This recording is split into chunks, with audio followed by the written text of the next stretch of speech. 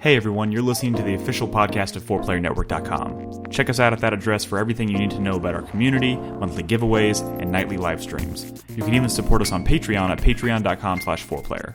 And last but not least, you can catch the live recordings of these podcasts every single Thursday night on our Twitch channel. We hope to see you there. Enjoy.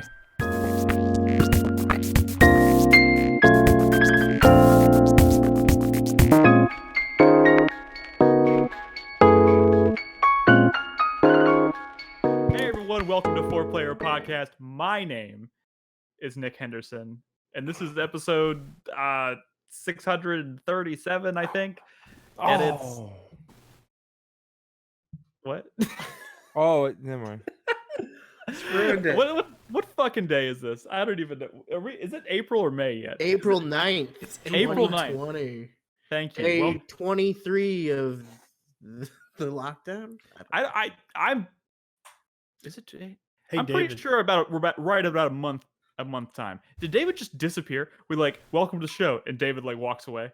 Hey, David, do you know after like 12 years we stopped doing sound tests because for 12 years we've done sound tests, but we've never changed the sound afterwards. That's called I can't hear the fucking sound test. We never change it. That's. Oh my I'm God. glad you guys finally evolved. We just accepted the truth. Anyways, welcome to the show, everybody. I'd like to introduce. We have a full house tonight. My name is Nick Henderson. I'm joined by a special guest this week. Burn Nolan. I guess you're right. Nolan is not here. He has things to Is he do okay? tonight. Wasn't like anything serious, was it? To the best of my knowledge, yes. Wait. Okay, let me ask you a Final question. Fantasy How or how long ago did y'all know that Nolan would be okay for the show? How long ago? Yeah, was like so when did long. y'all know about it? Like this morning? Today? This afternoon? Oh, I mean, when did we find out he wasn't going to be on the show? Yes. I found out this morning. Okay, so it's just this morning. Okay, because I randomly messaged Brad this morning about Sakura Wars. I was like, "Hey, you excited about Sakura Wars?" And we started talking about video games, and he was like, "Hey, do you want to be on the show tonight?" And I was like, "The hell?" Like, did he just because I had found suddenly- out that Nolan, Because Nolan gave us heads up, so we had plenty of time. I I'm was glad just there's wondering, somebody like, else if it was besides like me a that's interested planned in thing. soccer wars. Hmm? I'm actually interested in soccer Well, wars. see, that's the thing. I looked at the cover, and it didn't dawn on me. I was asking people about Sakura Wars, and they're like, "Yeah, I'm down for mechs," and I was like, "Wait, there's mechs in that?" And you're like, Wait, "Yeah, the wait, cover what? of the game is a Mech? girl climbing into a mech," and I was like, "Oh, is that what that is?" They're like 19th century steampunk mechs. What? I had no clue. I just thought it was Suddenly a girl on Crispy a is cover. I was like, interested. "Yeah, I'll play the game." That sounds so I stupid. also wanna heard play you it played. now. How much you played a lot of Blue Reflection? I have, yes, actually. Yeah, I started that up. I started up for the second time this year, and I'm pretty far in it now. It's not a bad game. I didn't think it was bad either. It's pretty good. It's about Wait. dreams and wanting to How's chase that- after. what She about just wants to be a Persona? ballet dancer again. What about Persona? David, you are still we playing? connecting here? Is that what we're No, doing? I've been wanting to no, talk. I would have been wanting to ask you about Persona, about Blue Reflection for a while. It's funny, David. Chris Davis totally has these random games sometimes. No, I know, and I Like- was surprised about like it. he brings them up. He's like, "Who the fuck? Why this is on your radar?" And they're totally David games, Yeah, just random David games. I love how Chris Davis was like, "Are we connecting here?" And I wasn't David was sure like, if no, he no, was no, an no, we're just- otaku. Are you considered an otaku, or are you just into anime and stuff, or is it just the occasional I'm into it a game little Japanese bit. game? I don't watch that much. I don't know if read you that remember. much, but- You remember the first time we? I don't know if it was the first time we talked. We ran into each other at Acon a long time Probably ago. that was like probably There's a 15 picture. years You were dressed ago. up as Bill from Left 4 Dead. There you go. Okay, And we that went was to like the Doom. We went to the Doom panel with what's his name? Is Bill the black guy? Was it- What's his name? What's his name was Carmack? talking. He was giving a panel. would it John have been Carmack? Carmack? Yes, John Okay. Carmack was talking. You were dressed up as Bill as Doom, and I think I took the picture of you with him, and that's how we started. I think that's what we were talking. I was like, "Oh, I'll talk to you when we I go back think to I still Austin." have that picture. Yeah, it's you and John Carmack, and I remember you being kind of nervous afterwards, like, "I just met John Carmack." I was like, I have a serious question. Yes. Yeah. Is this the show? It This better is the be. podcast. That's good. I just want to make sure. I Are just you wanted still to make sure. introducing everybody? I have not introduced anybody yet. This Well, dude hurry up. met John Carmack. Do you know? I once, I guess I'm not going to. as a Tonight on the gift, show, we have as a John gift, Carmack. as a gift, we got artwork Oh, of the final bosses of Doom, Wolfenstein, God damn. and Quake. It's right And I even behind got me him- on the I even got wall. him signed by the artist. And this dude who met John Carmack and had to shed a tear afterwards didn't know that one of those was the final boss of Quake. Because I've never played Quake 1. Okay? I'm sorry. You want us to beat him up, Brad? I've played all the other Quake games, but I haven't played that one. I'm sorry. It's the best one. I don't Is know it about though? that. is it though? Nick, as a host of this podcast, you need to take the reins, man. Save us from ourselves. It's been a very long time since I've done like a full podcast with David here. I've forgotten exactly how to take the reins when David is here. Okay, you're still growing, Nick. You'll get there one day. Maybe. Yeah. That was actually a really, really well placed joke with a lot of depth to it. What? Oh my god. Feedback? Do we have feedback, Nick? We have some feedback. Should I introduce people? Introduce people, then go straight into feedback. Hey, guys, my name's Nick Henderson. David Lau is joining us this evening. David, hello. Hey. How's quarantine going? Oh, for me? Yeah. You guys know I live at home with my mom, right? Yes. I was aware. It's terrible. It's absolutely terrible. I'm not allowed to have any friends over at all What? because it's a health risk. That's the whole like. If I have a friend over, she's like, David, you really shouldn't be having friends over. You should think about your mom sometime because my health is you're in serious jeopardy when you invite people over. You never know who you're inviting over. Else. Would you be inviting people over if she? That was gave not you- a good time to do that. And she won't let you go outside to play with all the other kids and play hide and Well, seek. that's the dumb thing is because I'm at work every day at a restaurant with hundreds of people coming in. Are you and, like, actually still having hundreds of people come in? I To mean, go like, orders, right? yeah, I mean, like people there are you go. coming in. There's people ordering. There's Uber drivers coming to pick stuff up. I remember a couple weeks ago, a friend of mine took an Uber to my house late at night, and like she said that the Uber driver had like blocked off the entire car. Like he had created like a bubble boy in his car, like separating the back from the front. You know Wow. what? They should do that all the time. Yeah, so It's just not a bad idea. They yeah. did that So at H-E-B, today all the- I constructed a. Have you ever been to any of the grocery stores recently? They start putting these Yeah. big plastic like dividers. Yeah. Yeah, so I put one of those up in the store today. They're in like little cubicles. Yeah, Good just- idea. And That's they have the- like a little slot to hand you your receipt. yeah. It That's, gets a bit I more have not advanced every been time in I a go. grocery store. I have not been in a grocery store in I'm I went going tomorrow yesterday. morning. It was Wish kind of me luck. weird. I have masks months, and actually. stuff. But We have kinda decided weird. that going Wednesday mid morning is like the best time to go for like not hitting like huge crowds. curbside, man, curbside. You They can't all get close at 8, so curbside. don't go. Yeah, We you tried- can't. We You tried can't. curbside and we fucked it up. You Like we can't. placed a curbside order You can't. and then we realized Curbside, where? Curbside The last where? 3 days that I've H-E-B tried to or do Walmart? curbside, they're like the website doesn't have any available time. I know. Yeah, It's like we're not doing it. You got to know when to check. They're doing it. I have this they're picture, definitely doing it. Yeah. I have this picture of this first aid pack. That's your first aid I pack, just- right, Chris? Huh? I'm looking Huh? through these old pictures. I'm looking Oh. through these. Nick, feedback. I still haven't finished introducing people. Hey Brad. They know who's here. Brad's here, Crispy's here, Chris Davis Hey! is here. Good evening. Holy shit, that's the longest introduction we've ever done. Sorry, this is it's just a bit of a free flow show. Here we go. I'm gonna read some feedback from last week. Fucking David. What happened? Starts laughing and then I start feeling self-conscious. And now That's I don't not me. know. I didn't laugh. Oh, I'm sorry. That was Uh-huh. me because You Is, both uh, started laughing. fucking Oh, look at this picture of Chris Chris. Davis. Oh, somebody post that in chat. How do Chris, I you do used this? to have like a shitty beard like me. That's I tried growing out a beard for a month, and it was just so terrible that I gave up. That's Oh my hilarious. God. Chris Yeah, that's Davis from has a Akon. beard. And the picture of David and John Carmack. 2009. You both look like you're very unsure about what's happening. David's Oh, like, "Who the shit, I fuck found- is this guy?" I think that was the Oh, yeah, last this- time I went to ACON too. Okay, this is a podcast. Wait, this is guys. your friend that's dressed as a hunter? No, it was just I don't another think this is a podcast, cosplayer. Brad. Just a random dude. I'm pulling in the reins, everybody. Sorry, my bad. What even is a podcast? I don't even know.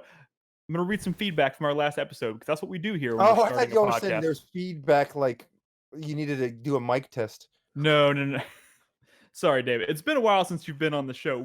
We read comments from the last episode at the start of every show. That seems like That I seems hate like it. an interesting You're concept. so stupid, Nick. Feedback. So what? Yeah, what did they say was bad about y'all's last show?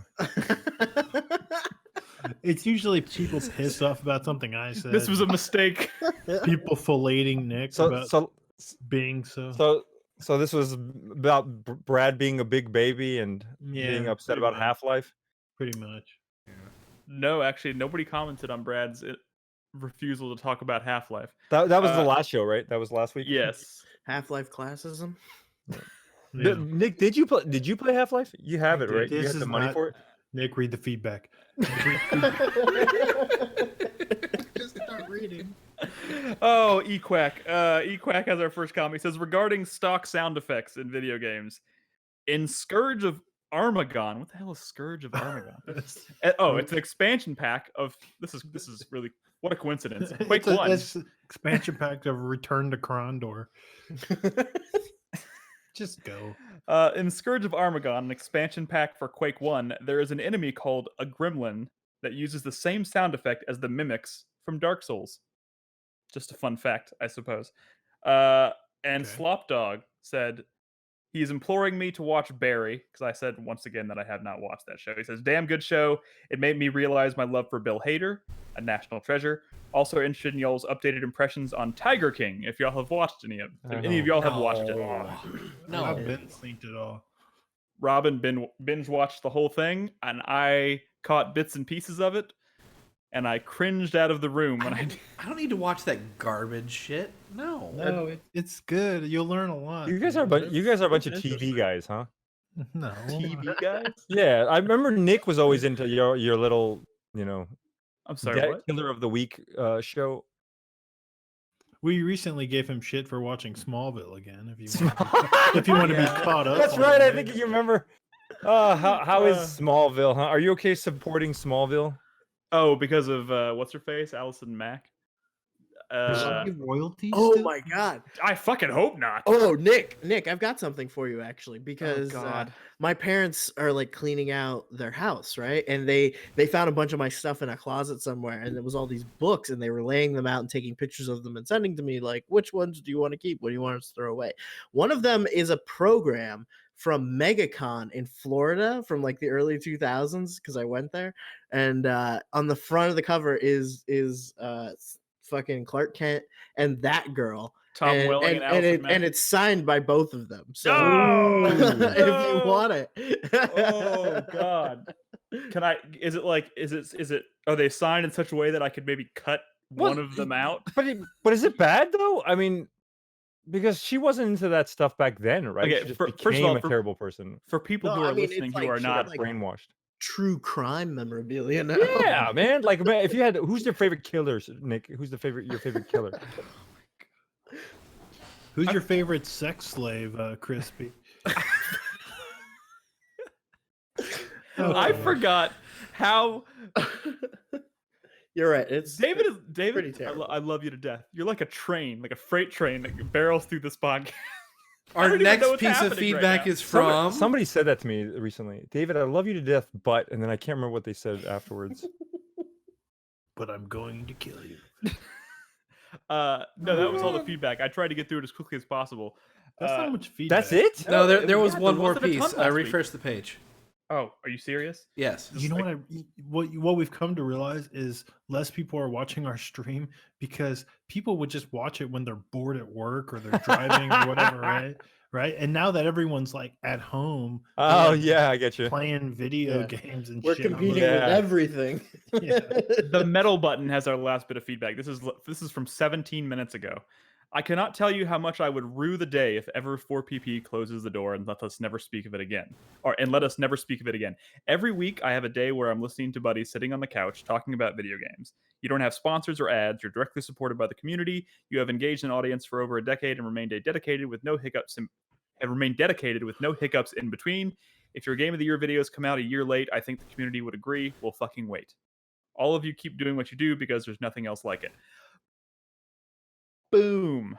Thank you, Metal Button. It's very kind. Were you guys talking about closing the doors last week? Well, somebody asked us if Without me? somebody asked if we ever did close the door, would it be like, would we make it like a big thing, like a last hurrah, or would we just or would it just fade into nothing? I think and the we just consensus disappear? was definitely Well, no last hurrah. I don't want to be a downer, but it has to happen eventually, right? Well, the internet's going to collapse before long. Well, I mean, at some point, right? I mean, yeah. I mean, here's the thing. Y'all and aren't going to be alive forever. Correct. Okay. Or Speak for yourself. I had said that regardless if 4PP at some point disbands, I would probably still try and find a way to do this in some form. Okay, y'all make a pact now that y'all force y'all's kids in to continue the legacy. The next generation. The next generation. Kids. Henry is since Henry is the firstborn, he is automatically the host of the next generation of 4Player podcast. Yeah. I don't know. Henry seems kind of too much of a spaz to be a host. That's true. Yeah. He takes too much after Brad. He does take a lot after me, dude. Is this something you would have to okay with Malia, Brad, or can you make this decision on your own? Right here, right now. Plan for the next generation. Keep it going forever. I've made the decision before he was even born that he would carry on the podcast legacy. Yeah, he's ready, man. He's ready. He's asleep, actually. Oh man. Okay, guys, I think we've made it through the intro. Henry rants. Yeah. He fucking hates Mercury Steam. He has a tattoo across his chest that says Mercury Steam raped and murdered my wife. Oh my god. Whoa. By the way, I started up Samus Returns last week. Subtle. How much of that game have you played, Brad? Of which one? Samus Returns. I finished it. You finished it? Yeah. What is that? What? No, I didn't play that Metroid game. He was very adamant about making sure he played it because he knew it wouldn't be right. He just for him wanted to be able to shit on it without people calling him out for not no. playing the game. No, I would have played He it. actually liked it, if I recall. Really? It's okay. That's better than I was. Wait, do the Metroids ever change? Because right now I'm just shooting the same pattern bad guys. They do. They do. It's not a great game. It's honestly kind of boring, and it gets tedious if you try to 100% it. It's a little difficult. Some of the like little platforms are real small. It's just like you could tell that they weren't used to making those kind of games. Yeah, it's probably their best game they've made, and I'd still call it like a 7 out of 10. And honestly, I expect more from a Metroid game. It just seemed kind of uninspired. That fan remake AM2R I thought was better. Wait, is that playable still? Can you find it? It got taken down, right? You can find anything. I remember Am I allowed- Samus Returns came out at kind of a strange time because you could technically both of them were kind of hot at the same time, weren't they? Like Hot? Sort of. people were actively playing and like excited about AM2? AM2R was about a year prior to. Oh, was it? Samus Okay. Returns, yeah. But Then he got shut down, and then he got hired on, right? it's atmosphere that they really kind of fucked up. Oh, I'm gonna go play that. I'm gonna find AM2. At the end of Return to Samus, you beat the final boss, and there's like this. You and the baby Metroid are like it's helping you escape by like clearing out like the crystals or whatever, and it's like this quiet, like reflective, like track back to your ship. And When it shouldn't be. well, I mean, that's what it was in the original, right? Oh, it was quiet and Yeah, but in Reflective? the fucking Mercury Steam one, it's all like there's fucking enemies and you're shooting and there's like a special boss at the end. It's like they missed the whole fucking point. But whatever. What are we talking about? Apparently Metroid. Okay, so we finally made it through the through the intro. Let's talk about I think we all have a lot to say here about, or we've all been playing Resident Evil 3 in some form, except for Crispy. Except for Crispy. Wait, who hasn't beaten it? It's Crispy and Brad? Well, Crispy hasn't I've not finished beaten it. Remake 2 yet. So. Remake 2. So why have you not? This is not a knock on you. I'm just curious as to why. Because you didn't like it, or Oh no. busy, or I was really into it, and then I didn't play it for like 2 days, uh-huh. and Where just- were you when, I'm- when you put it down? I feel like that Uh, game's super hard to pick back up again. yeah. Oh, I was okay. You know It's when like you get Clover all Key three- keys and club keys and all yeah, this- when you get the three like oh, the skills- emblems for the yeah, fountain you or go to the whatever. statue, and then you go down Yep. the secret staircase. That's about where I was. And so You hadn't yeah, so really- you actually leave the PlayStation. Had you had your That first, was- think- like major run-in yet with Mr. X? Yeah, you run into Mr. X Maybe. when the helicopter crashes. You know what Yeah. I think happened was we were talking a lot about it because I was talking about it on the podcast, and then you guys kept talking about like Mr. X, and then I was kind of like, and it just sounded. Holy shit! It's in the name of Harmon. I remember that guy.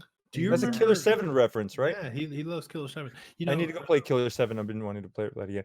By the way, when you leave the police stations, then I think like Resident Evil 2 kind of goes. Well, no, It's- but you it's go good back up to to the the- police station. You go back to the police Yeah. station. That's not fair. We need to talk about Resident Evil 3 No. because This is a great place to start, Nick. Let me set this up. I remember when they first announced Resident Evil 3 remake. I was like, cool, right? When was this? Sometime last year. December. Okay, Yeah. not They- December. So it was really soon, right? It wasn't like Mm. E3 or anything like. They yeah, it announced was like Okay, it was late in the fall, like November, holiday December is when they announced it. Yeah. Yeah. coming they out in a announced- couple months, right? Yeah, which is weird. That's just what Capcom sort of does these days. But it was exciting, right? But then the more I started to think about it, reflecting on Resident Evil 2 remake, I was like, well, Mr. X was sort of the big standout thing from Resident Evil 2 remake, right? And that's the thing everyone was talking about. That's what made it exciting and fresh and new or whatever, right? But then I was thinking, well, isn't this kind of Nemesis' shtick? What if when Resident Evil 3 comes out, Nemesis is going to be less exciting because they already did Mr. X, way more than they did in the original Resident Evil 2, right? And now that Resident Evil 3 is out, I've realized that Nemesis doesn't hold a candle to Mr. X. Doesn't? Doesn't. So Why? specifically, okay, first of all, Yeah. this is kind of a nuanced point to be made here because we're specifically talking about Nemesis as a character who spans two different games. We're talking about Resident Evil 3, the original, which predates obviously the remake of Resident Evil 2, and we're talking about the remake that just came out last week. Right. And I'm talking about the remake. Mr. X in Remake 2 was basically built on this idea of taking the concept of Nemesis from the original Resident Evil 3, updating it and making him scarier and more prominent and everything. So the assumption here was that when we got the remake of Resident Evil 3, it would be like that on steroids, right? It'd be That's my assumption. yeah. I mean, I feel like that was a safe assumption. For Reasonable. Nemesis, like you were expecting Nemesis to do a lot more. Yeah, I mean, Yeah. Nemesis, Mr. X was a fully realized modernization of what Nemesis as a character was. Like Yeah. that. I felt like that. Really? Yes, absolutely. Like Well, because Mr. X was originally in Resident Evil 2 B side, right? correct, but he Okay. but he wasn't as But it was. Wait, it was when more was the last scripted. time y'all It played? was, I know Nick played Nemesis. When I say Nemesis, I'm talking about Resident Evil the 3 original. Nemesis. Yeah. So when was the last time y'all played that, or have y'all played it all the way through? well, I did a years ago. series run last year. Right. I just And beat it this weekend. I just beat it Yeah. yesterday, actually. So Uh, this is why I'm asking. Yeah, I 'Cause played it last year. So at some point, like early last year. So it's been about a year or so for me since I played it. But I played about half of it a few years ago. But you don't remember, That's- like, for me, Nemesis is gross in 3. wait, gross. The I mean, original that's kind Hey. of the point. No, gross isn't like he just He's just a stupid AI character. Like, like there's parts in the original game that are just like it's I mean, so bad. Here's the thing. Back when Resident Evil 3 originally came out, Yes, it was Nemesis kind was of interesting. It did kind of Nemesis, different. It was nothing. very different. I had never seen anything like that before. Yeah, that Nemesis was the first character in a video game that scared me so bad I threw a controller. Like that is my earliest memory of throwing a controller from being fucking freaked out playing a video game. But it's all smoke and mirrors from back in the day. Like they tried to create the effect they essentially created in Resident Evil 2 remake.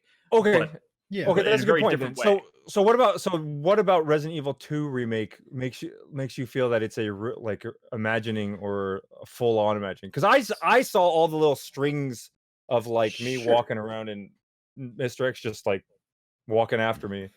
Well, here's it's the idea of a persistent predator that's hunting you down.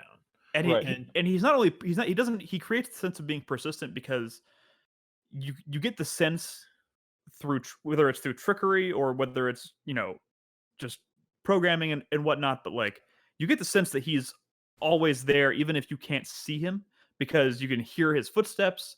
They sound like they're outside of a door or on the floor above you. Like sometimes I remember being in rooms and hearing him walking around in the room directly above me.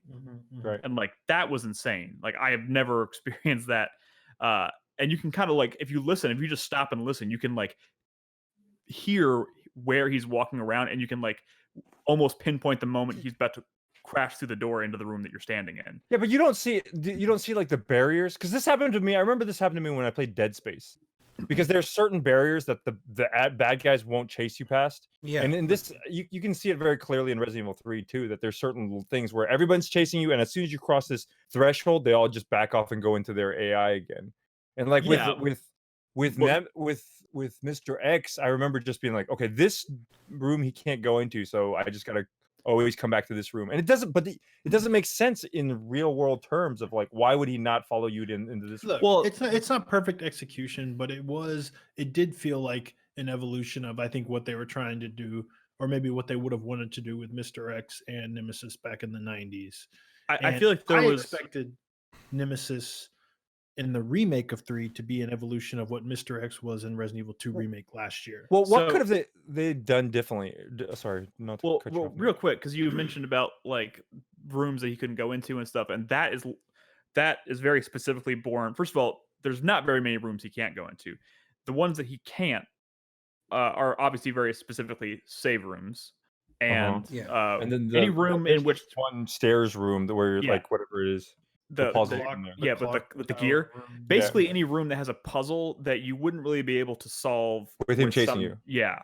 So, but there's a side note there, real quick, that the higher difficulty modes reduce the amount of rooms that are safe from him.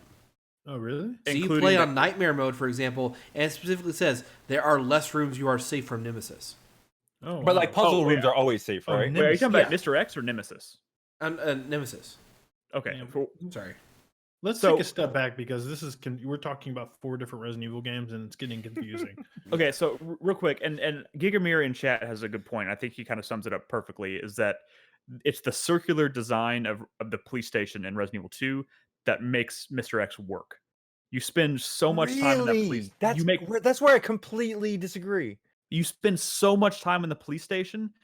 You depend on knowing that place like the back of your hand to get away from him and to avoid him. But okay, so you remember there's that one big library. There's a library room. Yes, there's a where you just like go up the stairs, you go around, then you jump back down, and you just keep going around like that. Yeah. Like, did you never ever get to the point where you were just like, or you just keep going around in circles, and he was just following around in circles? It just yeah, of course. There's times for me that when you have a situation like that where you're just like, okay, well, I'm just gonna keep walking around this circle to buy time until I figure out what I want to do. There's also plenty of times in that game where I have known like I need to accomplish something. I don't have a lot of time to do it, and I don't. First of all, I have a fear. I'm very very open about the fact I have a fear of being chased. Being chased in video games makes me super uncomfortable. Right, like uncomfortable in my skin. Like, yeah. No, I agree with this. This is one of my points though. Go ahead. So like, there's been times in Resident Evil 2, and I think this was kind of brilliant, that I would intentionally lead him across the fucking map, like to the other side of the police station, and then I would book it in the fastest way I could to get to the other side of the map to solve a puzzle, because I knew it would take him that much time to follow me. Chris So Davis, you missed an upgrade. Well, in this is like an old save. No, but isn't that the point though? Isn't that kind of the weird thing though? I mean, but like that is what made it special. Like that's what makes it gamey for me. Because I'm like, well, let me just take the long way around, because I know his AI is going to have to follow this long way around too, and so that'll buy me more time. But you also got to think of it. The bottom line is, it was like a mechanic that felt like a system in the game, and like not a scripted thing, which is what Nemesis is in the remake, I think. And also in the original Resident Evil 3 too, like his remake, there were times obviously where you expected to see him, and he was on it. It was like clockwork. He would show up in the same spot every time. No. In 3, they switch it up a lot, because I died a lot in that game. Sometimes he'll bust out a door. Sometimes he'll like go be in this hallway. You're running down the same hallway. He's not there. He comes out a different hallway. No, I get it. You're right. What I'm trying to say is that in the original Resident Evil 3, there's a handful of rooms and places and moments when you know he's going to be there. There's plenty of times when you're exploring and he may be there, he may not be there, and that's kind of what makes it tense. Right. But he never felt persistent in that. You could always feel like you go through a door and you're like, okay, I've gone into the next room. I feel safe now. Resident Evil 2 Remake didn't really have that. Like, you could walk through a door and you were never safe. You had to keep moving all the time, and that's what made it intense. Resident Evil 3 Remake, which is, I think we need to make sure, because that's what we're trying to talk about here. Resident Evil 3 Remake had a lot of expectations going into it because of the way they built Resident Evil Mr. X and Resident Evil 2. And I think this is primarily maybe a byproduct of the fact that Resident Evil 3 Remake is a very abbreviated interpretation of Resident Evil 3. There are major locations and major places that are completely missing from the game. I mean, besides the clock tower, what do you feel? The ending? You go into the park. There's a big area where you're running through the park. Yeah, with the grave digger. But what would you have them do in the park? The grave digger in the cemetery was missing. To be fair, the grave digger was a bad boss. I mean, I'm not saying it. Grave digger is which boss? It was this giant. It was the worm. The worm. That worm sucks. Dude, it doesn't even matter. It doesn't even matter because they proved in Resident Evil 2 Remake they could take a boss or a character that maybe sucked, and they could make it great for the remake. Well, see, my thing is, I understand. Everybody keeps telling me about the clock tower. The clock tower. Oh, they needed the clock tower. But if you look at Resident Evil 3, the clock tower was a pretty short section. It's like 4 rooms, 5 rooms total. You can finish that in about 15 minutes. Yeah, and it's if you know what you're doing, yes, you can finish it in 15 minutes. And the whole point of that is to ring the bell, and then the helicopter comes. And But what would you do in remake? Like, because the hospital portion is super short in the original. Like, you go in, you're not even looking for like a tape recorder and the tape. You just go in, you find the tape recorder in the room, you literally walk up to the speaker, you play it, and it brings you down.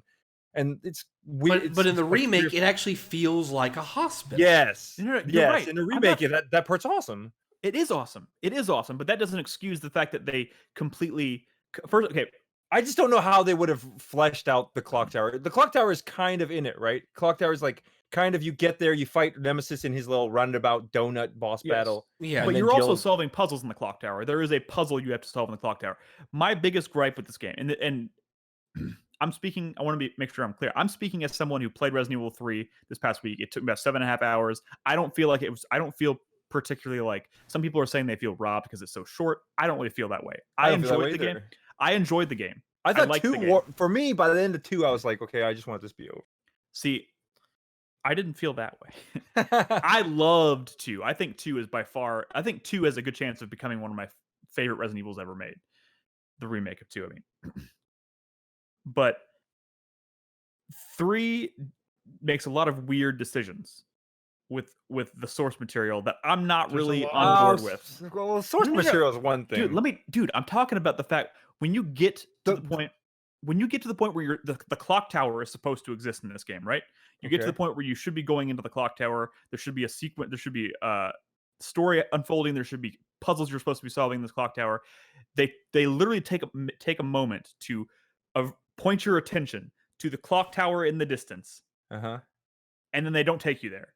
And then instead of taking you there, they give you this set piece boss where you fight Nemesis, and he changes for the first time. Like he transforms into his other form for the first time, right? Four-legged thing. And that transformation marks the moment you will never again in the game have the feeling of being chased by Nemesis through, like, because he's always walking around, like lumbering around at 2 feet, carrying the rocket launcher, busting down doors and shit. When that transformation happens, that's over. He has changed. He's like a fucking wolf. After that, he sucks. Because like the last boss, that fucking is like halfway through the game, if even. Yeah, but and that transformation, that moment shouldn't have happened until well after the 3/4 mark of that game. Yeah, but there's only so much stuff that. Did you not think that Nemesis is the most incompetent like super boss? But like he has Jill dead to rights like 20 times in this game, dude. Like he has Jill on the ground. He has Jill like in his fist, like all he's got to do is crush her head, and for some reason he's like, "Oh, let me throw you away." Or like he has like the flamethrower in her face, and he got to pull the trigger, and he waits till she gets up, like takes 5 steps backward, and then he hits the what you're describing. He has like a rocket launcher on her like 8 times. David, what you're describing is that's my biggest problem in this game. Is just like, what the hell are they doing? What you're describing is like some of the dumb logical set piecey shit that like got this series like off the rails in the first place. Like Resident Evil 6 is full of shit like that, but like to the 10th degree. No, but that's all fixable. That's nothing about the game itself. That's just about. Did y'all ever watch whatever Japanese writer decided that was a good idea? Did you see the second Resident Evil movie with Nemesis? Yeah. Isn't he like a sad dude who cried or something? He's a sad dude. He's in the second movie? That's the third, right? No, he's in the second one. But he just shows up at the end, right? Yeah, the very end. No. They turn him into Nemesis at the end of the first Resident Evil movie. You don't know that's what's happening. Oh, you're talking about the cop or whatever, right? Yeah. Mila Jovovich's character's friend or yes. He's like a spy. He's like trying to infiltrate Umbrella, Gotcha. And they Nemesis. But that's the thing. I think they think there's a lot of stuff that because I never played the original all the way through. So I'm not looking for these things going into the remake. I'm just playing the remake for what it is. And then going back and playing the original one, I'm like, oh, cool. Okay, so this part's kind of a throwback. I knew about the guy who locks himself in the thing. I mean, that's just it. That's all these little teaser things. But here's so it doesn't have anything to do with the actual quality of the game or like. For anybody who hasn't played the original. Let me be very clear. I have a lot of problems with this game, but none of them are mechanical. Can I like combat and stuff? Wait, are you asking me? Mechanical? Can I combat? Like this game is infinitely more playable than Resident Evil 3 Nemesis, in my opinion, because but like you know why this game's not scary I don't want to say not scary. Somebody said it earlier. I think you guys kind of agree. Like getting chased is a very creepy feeling, right? Yes. Primal. But the problem with these remake games is that you can never really see what's behind you unless I don't know if you guys turn the camera around when you're running and you're just running blindly and you're just looking at him in the background. But you could always like in Resident Evil 2 remake, you could feel his footsteps. You could hear him coming behind you. I always felt scared as fuck playing that game. Yeah. And I was under the assumption. I understood that. I was under the assumption when I played Resident Evil 3 remake that it was going to be like that, but 10 times worse. I almost never felt that in this game at all. No, you don't. Not even once. You don't, because you're always open these open areas. There's always like point A, point B. You know exactly where to go. And you're never like fumbling around like, oh shit, where do I go? Unless I'm forgetting something, I don't think there's a single encounter with Nemesis in this game that isn't like a scripted set piece moment. Yeah. Can I talk about that? Yes, please do.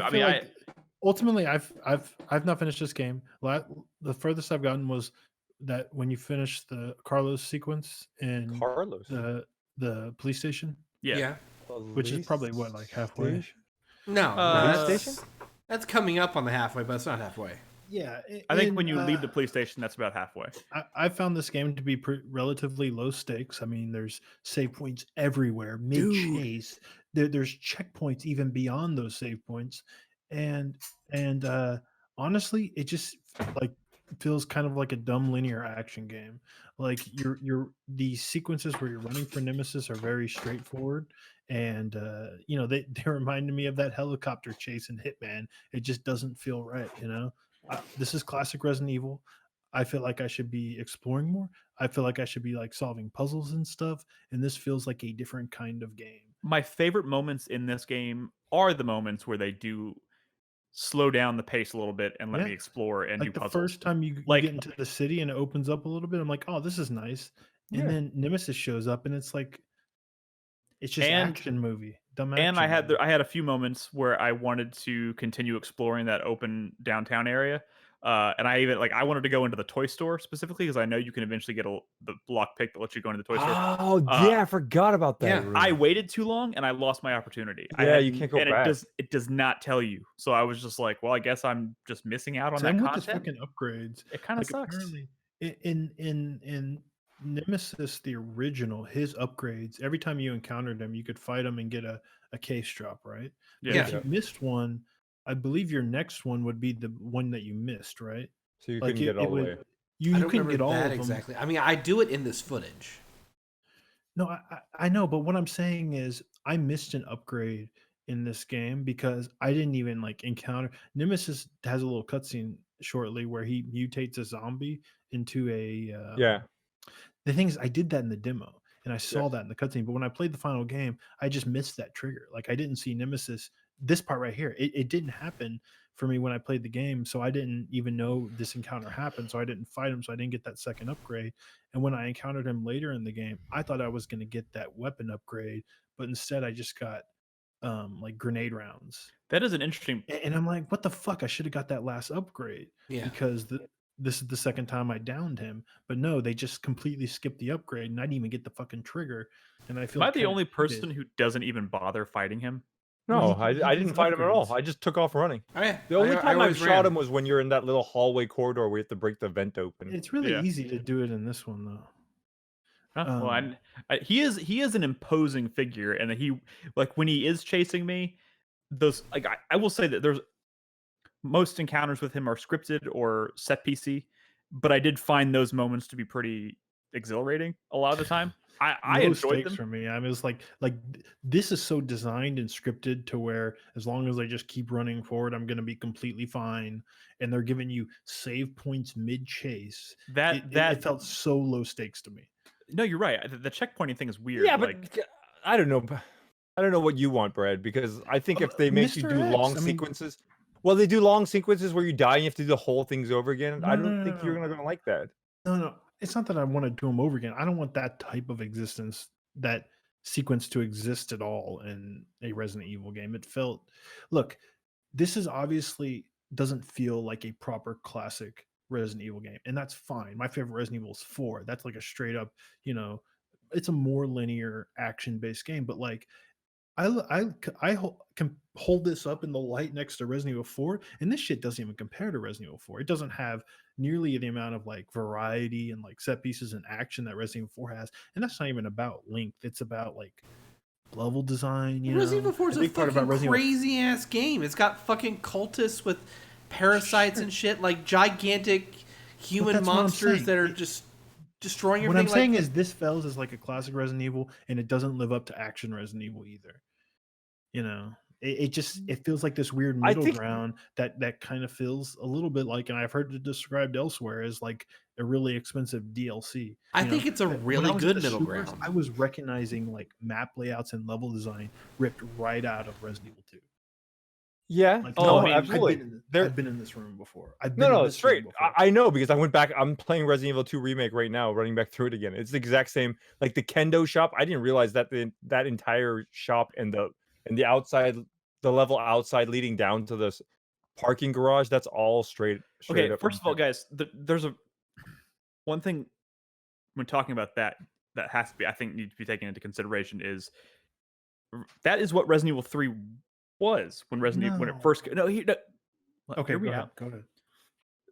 Resident Evil 3 came out like kind of like this in like a year after the original Resident Evil 2. Everything came out a year after the previous thing in that but era, but yeah. Resident Evil 3 has a very interesting development if you want when I'm talking about like how the game became when it ultimately became. But you spend a healthy amount of time in the police station. Like running around. Like they're not trying to hide the fact. Like it's supposed to be like a trigger. It's supposed to be like a thing that makes you go, "Oh, I recognize this place." Like that's supposed to be like a cool feeling. Like, "Oh, I've been here before." That's different though. That's something different. No, but that's literally like, oh, the police station is just part of the city, and really you're only in there for like half an hour in the original. But what I'm saying, like reusing rooms, repurposing rooms in this one, it feels very like DLC. I don't know. Okay, I think the point of this game is like, do you not think the overall quality of like the production value, is that what it's called? Like it just looks like they're telling a story in this game, right? And and you're along for the ride, and you want to see what happens to Jill and whether they get out. And this guy, what's his name? Nikolai? Is it Nikolai? Nikolai, yeah. Yeah, he's such a bad guy. Oh, he's gonna get away. Don't let him get away. We gotta, capture it, get him down. And this game feels a little slight to me. Like I said, it's a little in between. It's not one of the best classics, and it's not one of the best action Resident Evils. Like if someone were to tell me that this remake of Resident Evil 3 was their favorite Resident Evil of all time, that wouldn't even make sense to me. It's like, how did you get there? It feels. Resident Evil 6 is my favorite Resident Evil. Shut the fuck up. Does that make sense to you? You are a crazy man. No. Some people believe that. No, it's in contention. I might think 6 is my favorite. Okay, first of all, because of the story, because of the crazy people. Sherry and Jake run around in China, dude. They're in China. Hold on. With their butts hanging out. If someone said Resident Evil 6 is my favorite Resident Evil, I would accept that. Over Resident Evil 3 remake is my favorite. Yeah. Because that feels like a complete thought, a complete game, a complete set of ideas, and maybe I think those suck, but there's actually a vocal community that really loves Resident Evil 6. It's just like this action game with really awesome controls and stuff and whatever, right? I'm not one of those people, but it's also like 40 hours long or whatever. That game's fucking ridiculous. 28. But this does not feel like a complete game to me. It doesn't feel like a complete game. It's got multiplayer. It's got single player. It's got a story. Pause. That's even more of a reason. Pause for a second. Okay. This is a difficult thing to articulate, I think, but kind of building off of what Brad just said, because I played this game. I played it for 7.5 hours, which is, to me, is about looking at posters and stuff on the wall. No, that's how much time I took, and that was about. Yeah, mine was exactly like 7:38. Yeah, to me, anywhere in the 6 to 8 hour window is like a normal length for a classic Resident Evil game. It's not even about length, though. I know it's not about length. Let me finish the thought. Don't even make the jokes. These tadpole bad guys are really bad, though. I just want to say that real quick. These tadpole things that like one hit kill you and stuff them in them, stuff you into their mouth. Yeah, what are they called? Hunter Gammas. Oh, Hunter Gammas. Yeah, they were back in. They were in the original Resident Evil 3. But in this one, they feel like those sewer things. Which ones were they in 3? Hunter Gammas. They were the hunters that appear in the sewers. Those were the hunters that were actually in the hospital. Oh, sorry. No, the betas. Guys, you're killing me here. The betas that appear in the remakes hospital are new to the game. Oh, okay, gotcha. What? Yeah. No.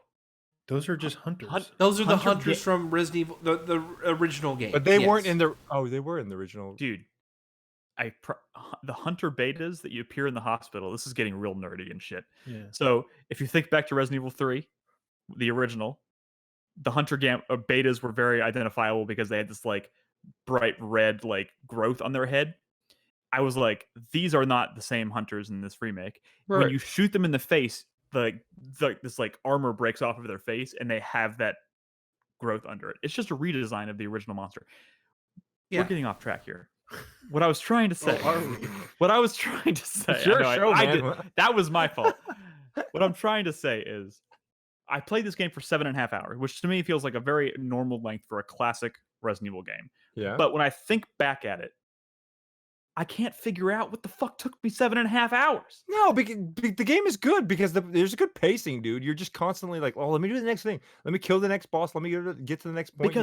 Because the story's good. The way they set up the narrative is like next thing. We got something else to do. There's always like something else. It's we got to actually turn a on concise the power. narrative. Yeah, we got to turn on the power. Okay, now the power turned on. We got to get the train running. Now we get the train running. Now Jill's sick. The same thing can be said of Resident Evil 2 remake.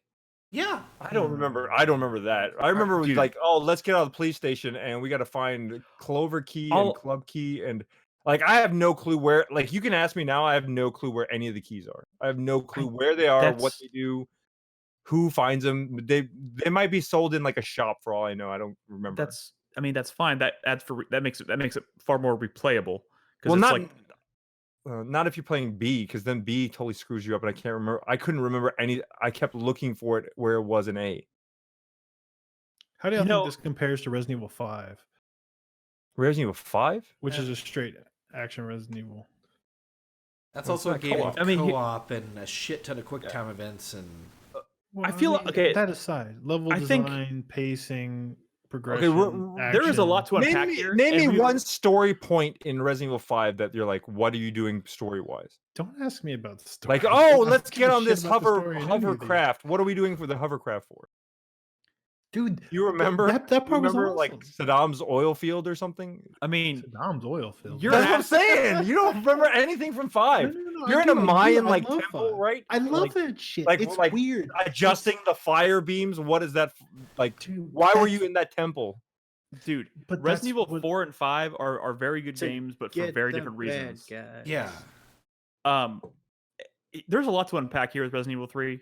And I feel like a lot of our discussion obviously has been focused on the things that have disappointed us, but I do want to say that like I do agree that like it's a fun roller coaster, it's a fun ride, it's a fun story to watch unfold. I really like this portrayal of Jill a lot. This is my favorite portrayal of Jill. What's wrong with that? I think it's a fantastic. I think Jill is pretty, and the rain falls on her, and her skin gets all glossy, and her boobs kind of get oiled up, and then Nick's like, I love this portrayal. Tell me a way that you wouldn't have liked this portrayal of Jill. Did you like if she was a damsel in distress, or if she was like Asian? Are you really throwing me under the bus here? No, I'm just making fun of. Like I'm trying to figure out how you would have not liked Jill if she like had a big nose or something. There's any number of ways you can. She's gorgeous. What aspect? There could have been no game, and I would have liked this portrayal. That's not what I'm talking about, though. I mean, well, do tell because she's Jill, right? They write the character like Jill. Jill's a stand-up. She's the Chris Redfield of the female Chris Redfield. But she's also got some depth to her character more than just fucking muscles on her body. She's got like great attitude. She has great one-liners. PTSD in this game, guys. Okay, is it more? See, I didn't play Claire. How does she compare to Claire from Remake? Sorry, this is. And Spunk. Claire's fine because I didn't play. I mean, the thing I like about Claire in Resident Evil 2 Remake is that the way her relationship with Sherry is depicted and how she's. But that's how it is in the second. It's a remake, of course it is. Yeah. That's the whole. Resident Evil is just a bunch of outfits. She's a caring person. It's just a bunch of outfits, and the only reason Seven's character was disappointing because you couldn't see that outfit because you couldn't change his outfit. I mean, that's kind of it. I still have not played 7. There's no amazing character work in any of these gangster outfit, or she's not fucking Ellie from The Last of Us, like or an anime police outfit. Yeah, I mean. Does anybody have anything nice to say? We just figured out. I like Jill. I think Jill is excellent in this game. I like her hair. I have beef with people saying that the level design sucks in this game. Wow. I have beef with people who are saying they don't like the story in this game. I completed my second playthrough of this game this afternoon. And you beat it under 2 hours, which is crazy that you can beat this game under 2 hours. No, that kind of blows my mind that you can actually do that. Yeah, I mean, you can beat any of the Resident Evil games in under 2 hours. I know, but this one seems like there's a lot. Like you're running. You know why classic Resident Evils you could beat really quick?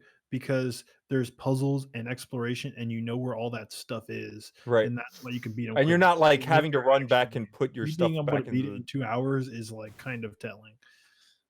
But Chris Davis, you haven't said much. You really like this game? You like this? I more than Resident really, Evil 5? really like this game. You like it more than 5? More, I think 5 is a good game. Don't answer that. Tell us why you like it. Besides like it more the than story and the 4? level design. No one likes this more than 4. See, I couldn't accept that, right? I can accept people saying I they like. love classic I may Resident like Evil this more than 4. I I may like this more than 4. This dude's fucking lying. No, fuck Chris you. Davis. No, fuck Come you. on. I may like So this your game 2 more than favorite 4. Resident Evils are now Nemesis and the Nemesis remake. If it turns out to be that way, it might. You know what? Okay, Come on, dude. Recency Fuck you. bias. Fuck Recency you. bias. I'm being rude. I apologize. Dude, I agree that 4 is a bad video game, but I like Resident Evil 7 more than I like Resident Evil 4. Well, but see, I can accept that because one, you're weird, and 2, See, Resident there Evil you go. There's 7 your does insult. it does a lot of unique things with the VR and the stuff, and it's like, like I said earlier, a complete thought. Why do you think this is better than 4? You don't have to answer that, Chris Davis. Well, I it's think you for should. one There's compared no to jet 4. skis. It's a much more grounded experience in my opinion. I think the characters are more fun. I like what do you want to fucking say? I like Nemesis as an antagonist. I know. To be fair, Here's the thing: if your you favorite are is Nemesis, so it makes sense that you like this more than the average person. who has the coolest trench coat in Resident Evil? You prefer this to remake 2 as well? Just a tad more for the reason of replayability. Yeah. I mean, it is more of an I kind action of want to game. visit the toy shop now because I'm like, it's like I forgot about that. I mean, that it's one. more than that. It's the stuff that you can get and unlock as you progress, through the game. Because as you're playing through, you're completing like mini challenges, and you're getting these points you can spend in a store on items you can buy for each additional playthrough that you do. So one example is that you can get these coins that you can have in your inventory, and if you have them in your inventory, your attacks can be stronger, or you can have better defense. You can also get another an ammo creation tool that will double the amount of ammo that you have when you're crafting. It's various things like that. So essentially, it occupies. You're sacrificing an inventory spot for stat boosts, which is interesting. It's because inventory is a big deal in Resident Evil. And you can also, in addition, you can get like these other things these permanent items, like the bolt cutters, like the lockpick, like the hit pouches that give you additional inventory. You can unlock those and get those in addition to what you get in the game. So you can hold a shit ton more inventory too. So let me just say that Chris Davis's statement about liking this more than Resident Evil 4 to me would be totally believable if they hadn't maybe cut some of that content out, like the clock tower. I disagree there. That's just you liking being nostalgic about the old ones. No, it is literally like if you're going to remake a game, which is what they set out to do. In Resident Evil 2 Remake, there is almost no content or no environment that you go to or enemy that you face that was in the original that was left out of Resident Evil 2. Yeah, I get it, but it's a remake, right? It's not a straight 1-to-1 remake. Resident Evil 2 definitely is more of a 1-to-1 remake. That's fine for Resident Evil 2. Sure. Yeah. But like that's what I'm saying. They set. But you also have to understand something about the scope of 2 and 3 and the way Raccoon City has evolved in this franchise. It used to be a small bitty town with like 10,000 people in it. Okay, over the past 20 years, it's grown into like this million-plus megalopolis city with like fucking zoos and universities and like tons of shit. And they've expanded this shit. That is true. They nuke Raccoon City at the end of Nemesis, and they're like, 100,000 deaths, and I was, wow, really? Yeah, like that's a lot of people. They have just grown up the concept of Raccoon City as a whole. Now, Resident Evil 2, that's a game that takes place in 3 places. It takes place in the police station, it takes place in the sewers, and it takes place in the Nest facility, okay? Yes. That's it. Those places, those are very you're not going around and you're not exploring that much beyond just those locations. Whoa. Hold on. Hang on. Now, when you have 3 where you're traveling across the city in a city that has evolved over 20 years, you're changing up. You don't have to keep it 1-to-1. You can evolve it significantly. But you can they change didn't. so many things. That's what It I'm doesn't fucking have to be the saying. same. Well, did you not? You enjoyed the hospital area, or I enjoyed Yes, the that's my- hospital. Hospital area The was hospital great. area. The hospital area is leaps and bounds the best part of that game. In my opinion. I haven't done it yet, so I can't. But Like, also, the hospital should have been representative of like several other areas that were in the game that were just left out completely. But You know what this game think should have think been, about though? this real quick, okay? The story of Resident Evil 3 Nemesis back in 1999 was you as Jill meeting these UBCS commandos. Their objective is to take the trolley to the extraction point, which is the clock tower. In this, they set it up to where Jill meets the commandos early on, and they're taking the subway to get straight out of town. The clock tower isn't even a consideration. I for them. know that to me seems like a glaring unnecessary change. Well, in the defense of the story, remember they're also trying to use the subway to get all the civilians out. Yeah. So they're not just trying to like evacuate themselves. They're like, let's get out of the city, everybody together, and then therefore Nemesis throws a monkey wrench. Yeah. But here's the into it. problem: is like all of these, you're giving the game a break for story reasons, and I still would have preferred them to just remake the game. Man, I don't know how many clock towers you've been to in real life, Nick, but they're not that complex. There's like a tower, and then there's a bell at the top. We have to move on. But I don't know here- what else. But here's They're another not thing. gonna have Nick. these magical, keys and locks and gears and Code Veronica. Wait for the Code Veronica remake, dude. Then they Oh my can God. really flesh out the Code clock tower. Veronica 0, those were meaty Resident Evil games. I would love a remake of Code Veronica. Let But me if only just if they say actually this. remake it. If they cut out the entire Antarctica section, Oh, cut that shit out. Cut the Antarctica parts. Well, then there goes half the game. So Get rid of Nosferatu. there goes half the game. Exactly.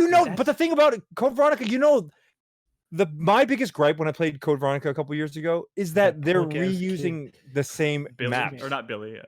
right? Billy. They're reusing the same maps. Billy was zero. They're taking the little island fort. They're having you run through it as Jill, and then they're like, "Oh, okay, well Jill left. Now let's send Chris in there, Claire. and the player can play the game over again, the same exact area, but just as a different character." So it doubles the length Well, yeah. unnecessarily for me. We are talking about a hypothetical game that doesn't exist. Well, let me mention. Let me get us back on this, okay?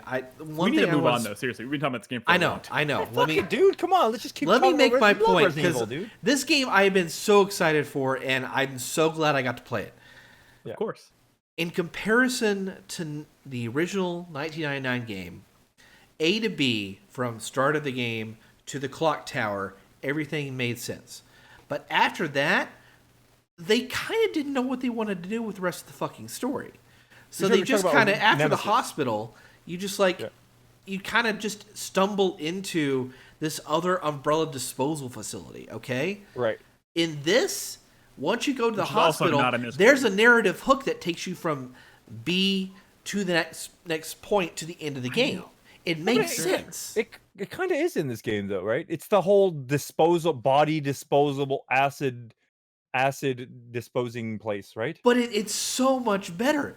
It In is this one, such a right? better area than that fucking grimy ass garbage compactor place. Right. Because it's an actual You know, facility. It's remember, a Nick, better you place than everything they put on in at the end of the RE2 remake. Yeah, remember Nemesis? There's that steam puzzle where you have to walk through a room where you turn on a switch and a steam Yeah, This that was a vent fucking alternates- terrible boss fight. and then you turn one off. Yeah, the acid thing. I hated that. I just It was did that bad. 2 days ago, dude. Guys, It's terrible. But they Y'all are take that literally- idea and they make it actually kind of good.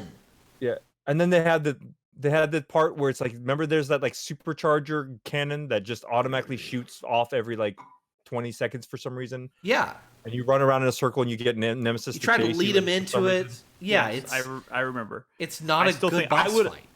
And then there's also also a rocket flying at it. at you and you're trying to get out before the rocket hits. Look, Yeah. the implementation of a lot of that stuff was You rough. did you really want them to remake that too? It was rough back then. Yes. but the opportunity No, of a remake is to take that stuff and make it good, and instead they just cut shit out and made it different. That is the boat that I'm in. Just I because like it was this bad game. back then doesn't mean it had to be bad now. I like this game enough that I would say I would have a hard time recommending the original Nemesis over this just because it plays better. No, but- they're different games. But I mean, Play both.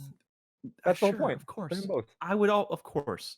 What I'm trying to say though is that like at the end of the day, they cut content out.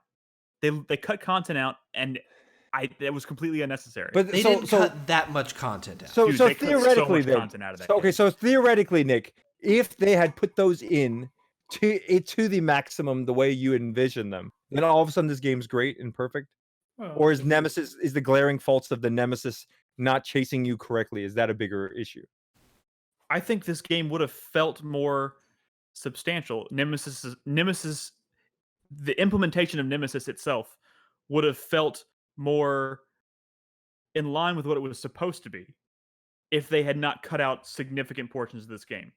Because all of a sudden, you're at the very end of the game where he's transforming and like the whole dynamic between you and Nemesis changes way faster. Dynamic. Does this, I love it, dude, Nick.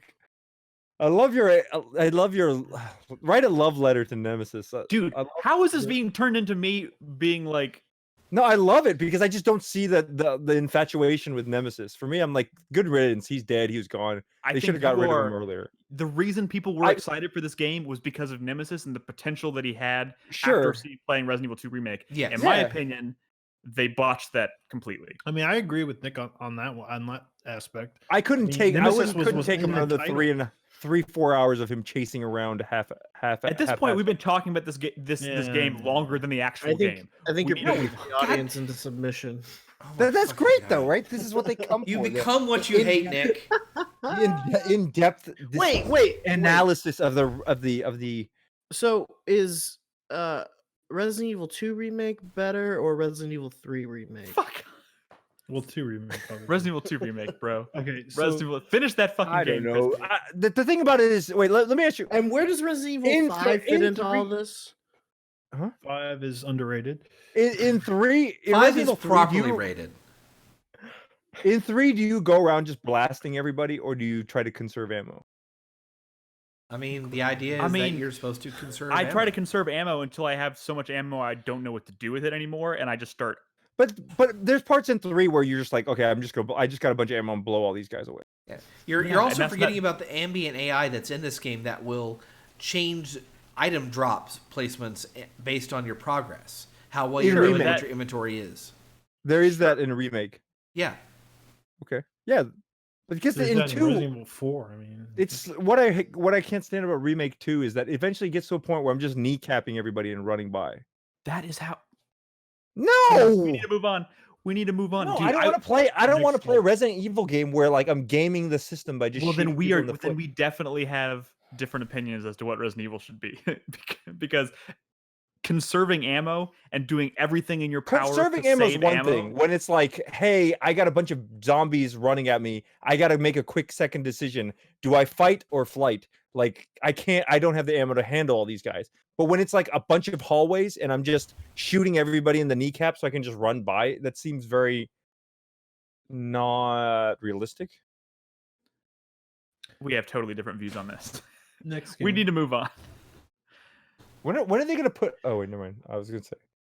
I was like... Honestly, I'm just finding the game a little boring, but I don't need to go into detail. Whatever. You're the one who tweeted like, "Oh, when are we getting tired of all these Resident Evil games? When are they gonna stop making these? Just cancel I the say series that? completely." When did I say You tweeted that shit this week. It's almost Chat, can you Oh, look wait, up that tweet so we can use that? yeah, the tweet Look where it it's up. like Brad Show me. retweets the guy who's like, "Is anyone tired of the Resident Evil series?" Show me What? show me the receipts for that one. Hey, I want I to see need the the receipts on receipts. that one. Well, I was probably gonna say we should talk about the Resident Evil 8 rumors, but now I feel like we need to take a break. What are the rumors? No, we We'll should. talk- We should. we're Eight's gonna way take a more break. exciting than this project. We're gonna take a break. Because 8 is gonna be more like 7, right? We're gonna Yes. take a break, and then we'll talk about 8. And I want to talk about the PS5 controller. Oh, you guys take Okay. breaks? What about The Witcher? Oh, no, and then you look at wait. Well, let me ask Brad one question before we go break. Why did you retweet this Loser. Bunny Day sucks thing for Animal Crossing? What do you hate about? Oh, because all you get are fucking eggs. Because everyone hates Bunny Day. Yeah. Y'all are so like spoiled. Y'all want the game to like be. I want. This is like when Castlevania. Remember when you played Castlevania Symphony of We the can't get into Sorrows? that. We can't get into it. And then you couldn't get those like flight shoes that you wanted. You just want like every drop to be flight shoes, right? Play the game. Enjoy it for what it is. The problem is Bunny Deal with Day- the eggs for 2 weeks, and then you It's never have too to long. deal with them again. It's too long. Like Nintendo, I don't like this. Make the game not like this. Make it so that I get what I want every time. This podcast is utter chaos, and we have more viewers than we've had in a long time. Oh Because man! it's lively. But how will it sound? Is the that's the question. All right, let's take a break. Everybody, go pee, get some water, whatever you got to do. We'll come back and we'll talk about more Resident Evil. No, we'll talk about Resident Evil 8, and then we'll talk about the PlayStation 5 controller. And I feel like something else happened this week. Am I forgetting something? There was some other big news this week that dropped. Anyways, whatever. We'll talk about it when we come back. So if you're watching us live, don't go anywhere. We'll be right back.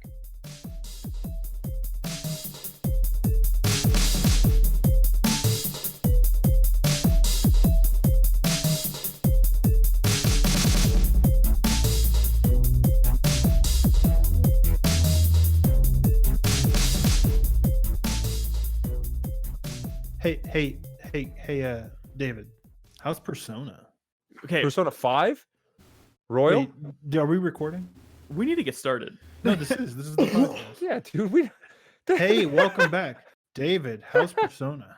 Are you seriously asking me? Because I just started it, and If you're not that far, then don't worry. I'm not, because I'm stuck in Tokyo Mirage sessions. Mm-hmm. I'm like at the very last boss now, and it's taken me. It's like I'm 46 hours into the game. Man, I'm proud of you, man. It's rare. It's that you crazy. get It's to- JRPG year for me, man. I beat Valkyria 4 finally. I started up Final Fantasy 7. Dude, have you Persona ever- I started up. Blue Reflection. Are you familiar with Blobley's quest? Blobley? He's a community member, Blobley. No. So he set out a quest to like play every classic JRPG. Uh-huh. And he has like a spreadsheet of like 300 JRPGs. Well, And- here's the he's in chat, and you hear that task, and you're like, well, that's bullshit, right? No one's gonna do that. And you look at his, and he's doing, he's actively, he is moving Right. through it. he's at like lightning 200 speed. JRPGs in. really? Yeah. Since And he when? had- Oh, blah, blee. Yeah, Okay, Blobbly. like blah is in blah. Yes. I thought you said blobbly, like BLOBLY, blobbly. Nope. Blah. Blee. It's the most like extensive, like, you know how someone people are like, you know what, I just want to fucking play Chrono Trigger again, or I never finished Chrono Trigger. I gotta let fucking- that on my list. I never finished Valkyrie Profile. I'm gonna play that one day or some shit like that, right? Wait, is this a race or what? No, What I'm I mean, saying is, How are there is, hundreds of games that qualify as classic? I think he's only saying you just look at the list. They exist. Oh yeah, the Atelier games. I started up the Atelier games too. I Yeah, started post up. the doc. I started up every Atelier game basically. played 5 minutes of each. Just Probably say like you could- 45 minutes to an hour and a half, depending on where the stopping point was. I just quick wanted to see question. what each one was about. Quick question: have we started recording again? Yes. I don't know. I assumed you were the authority on this, Brad. Oh, well, welcome back, guys. In Hey, ca- Blob in Lee case just you- posted the doc in chat. Okay, so here let me ask you a question about this doc. Is what is the purpose of this? Oh, so he's been going. He or she has been doing this for a while. Yes. Yeah. I mean, Oh. it years, I would think. it would take a while to get the 200. Okay, so I have to play I would have to play the original NES. This is cool. Is this every Tales game though that exists? I don't think well, there's he's some spin-offs.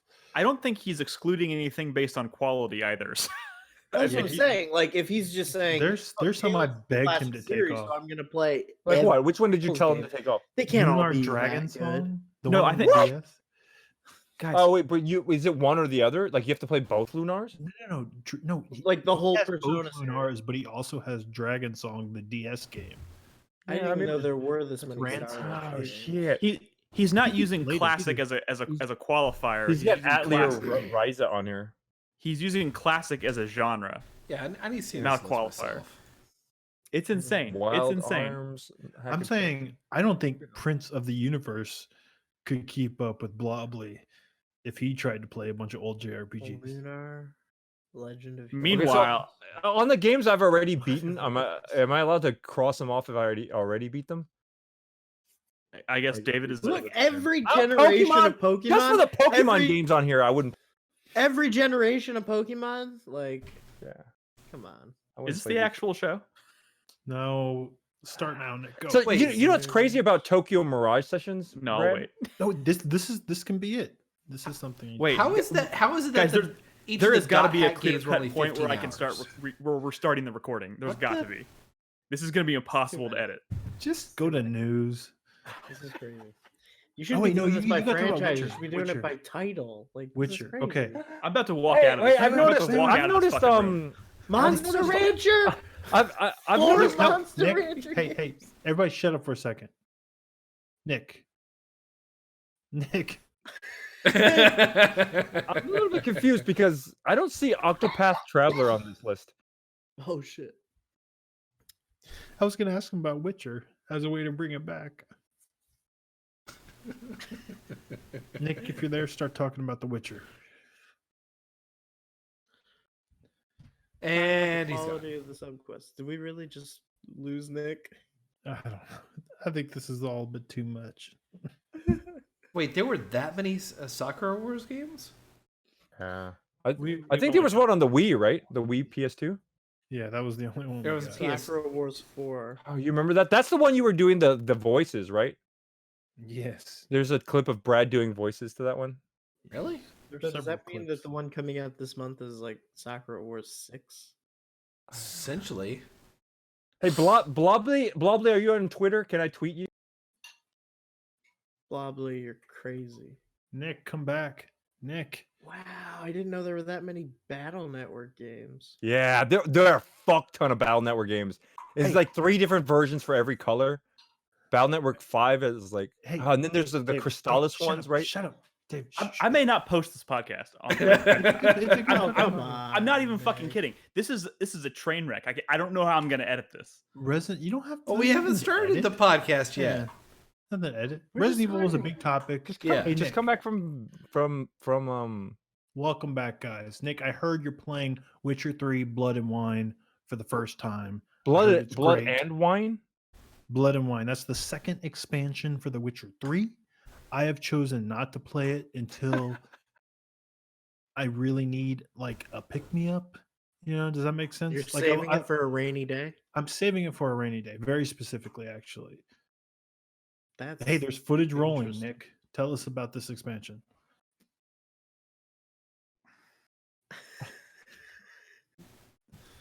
Just go. You're fighting a I- griffin. No, I might need a minute, guys. Give me a minute. Sorry. Okay. You're fighting a griffin. Okay, well, stop this footage, man, because this is exciting. Should I play The Witcher? Not a big fan of that sword on his back. I think you should add it to Which, the list. which Witcher are you talking about? It's to the add it because it's on the list, Only right? played the Is that what he's OG. doing? Is that what Blobbly's doing? Is like every time there's a JRPG comes out, he goes, "Now you're on the list." You're on the list. Do you think Blobbly would notice if we threw in a couple games on this list? I think he's keeping it classic. What do you mean classic, dude? There's Atelier Ryza in there. Is it Ryza? Well, The new Sakura Wars is on that list. Yokai Watch. Somebody was like, "You need to play Yokai Watch." Is Yokai Watch on that list? It's under missing game series. Why is it? What does it mean missing? I think somebody added that in. Oh, Was okay, like, that's you what- don't have these. I would like to continue this podcast because I'm supposed to play Final Fantasy VII afterwards.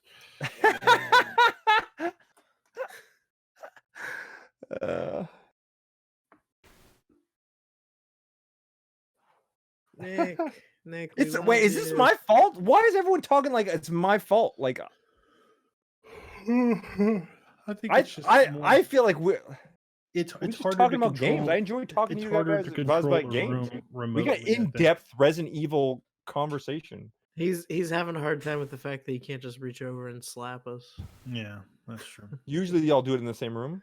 Yeah. of Yeah. course. Well, that has nothing to do with me, right?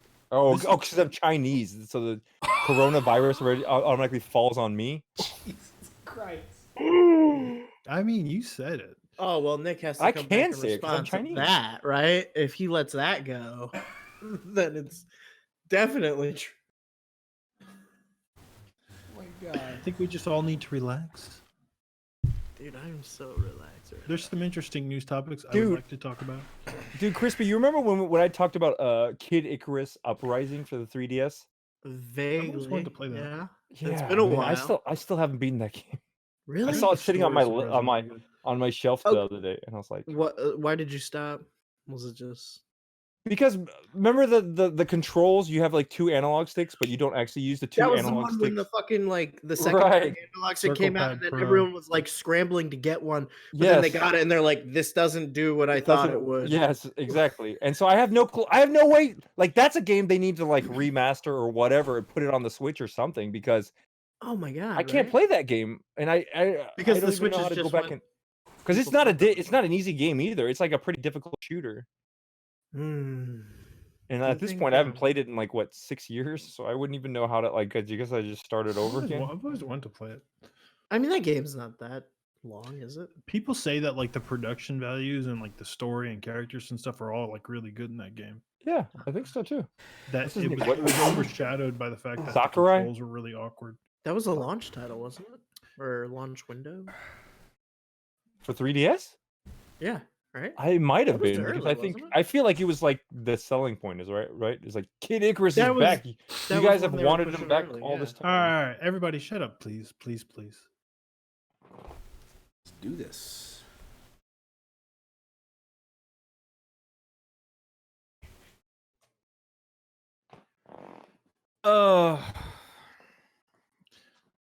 I don't even know where to go, guys. Well, Nick just had a wait, shot. hold on. I don't want to talk about The Witcher. I'll talk about it Okay, later. okay. Then Okay. go right to news. Just go right to news because there's some good topics. Nick, what did you have a shot of? You could talk about Witcher next week. Huh? You could talk about Witcher next week. I don't know, Crispy. Maybe I should have taken one. You I didn't did? think about- Come on. No, I what just were you went to the- doing? I took a really long piss. You just took a really angry poo. All right. Nick, it's all yours. Just go to news. Let's do it. We got some good Sorry, I'm news. just frazzled. I don't fucking. I can't wait for Nick to listen to this later and hear the accusations we made while he was out of the room.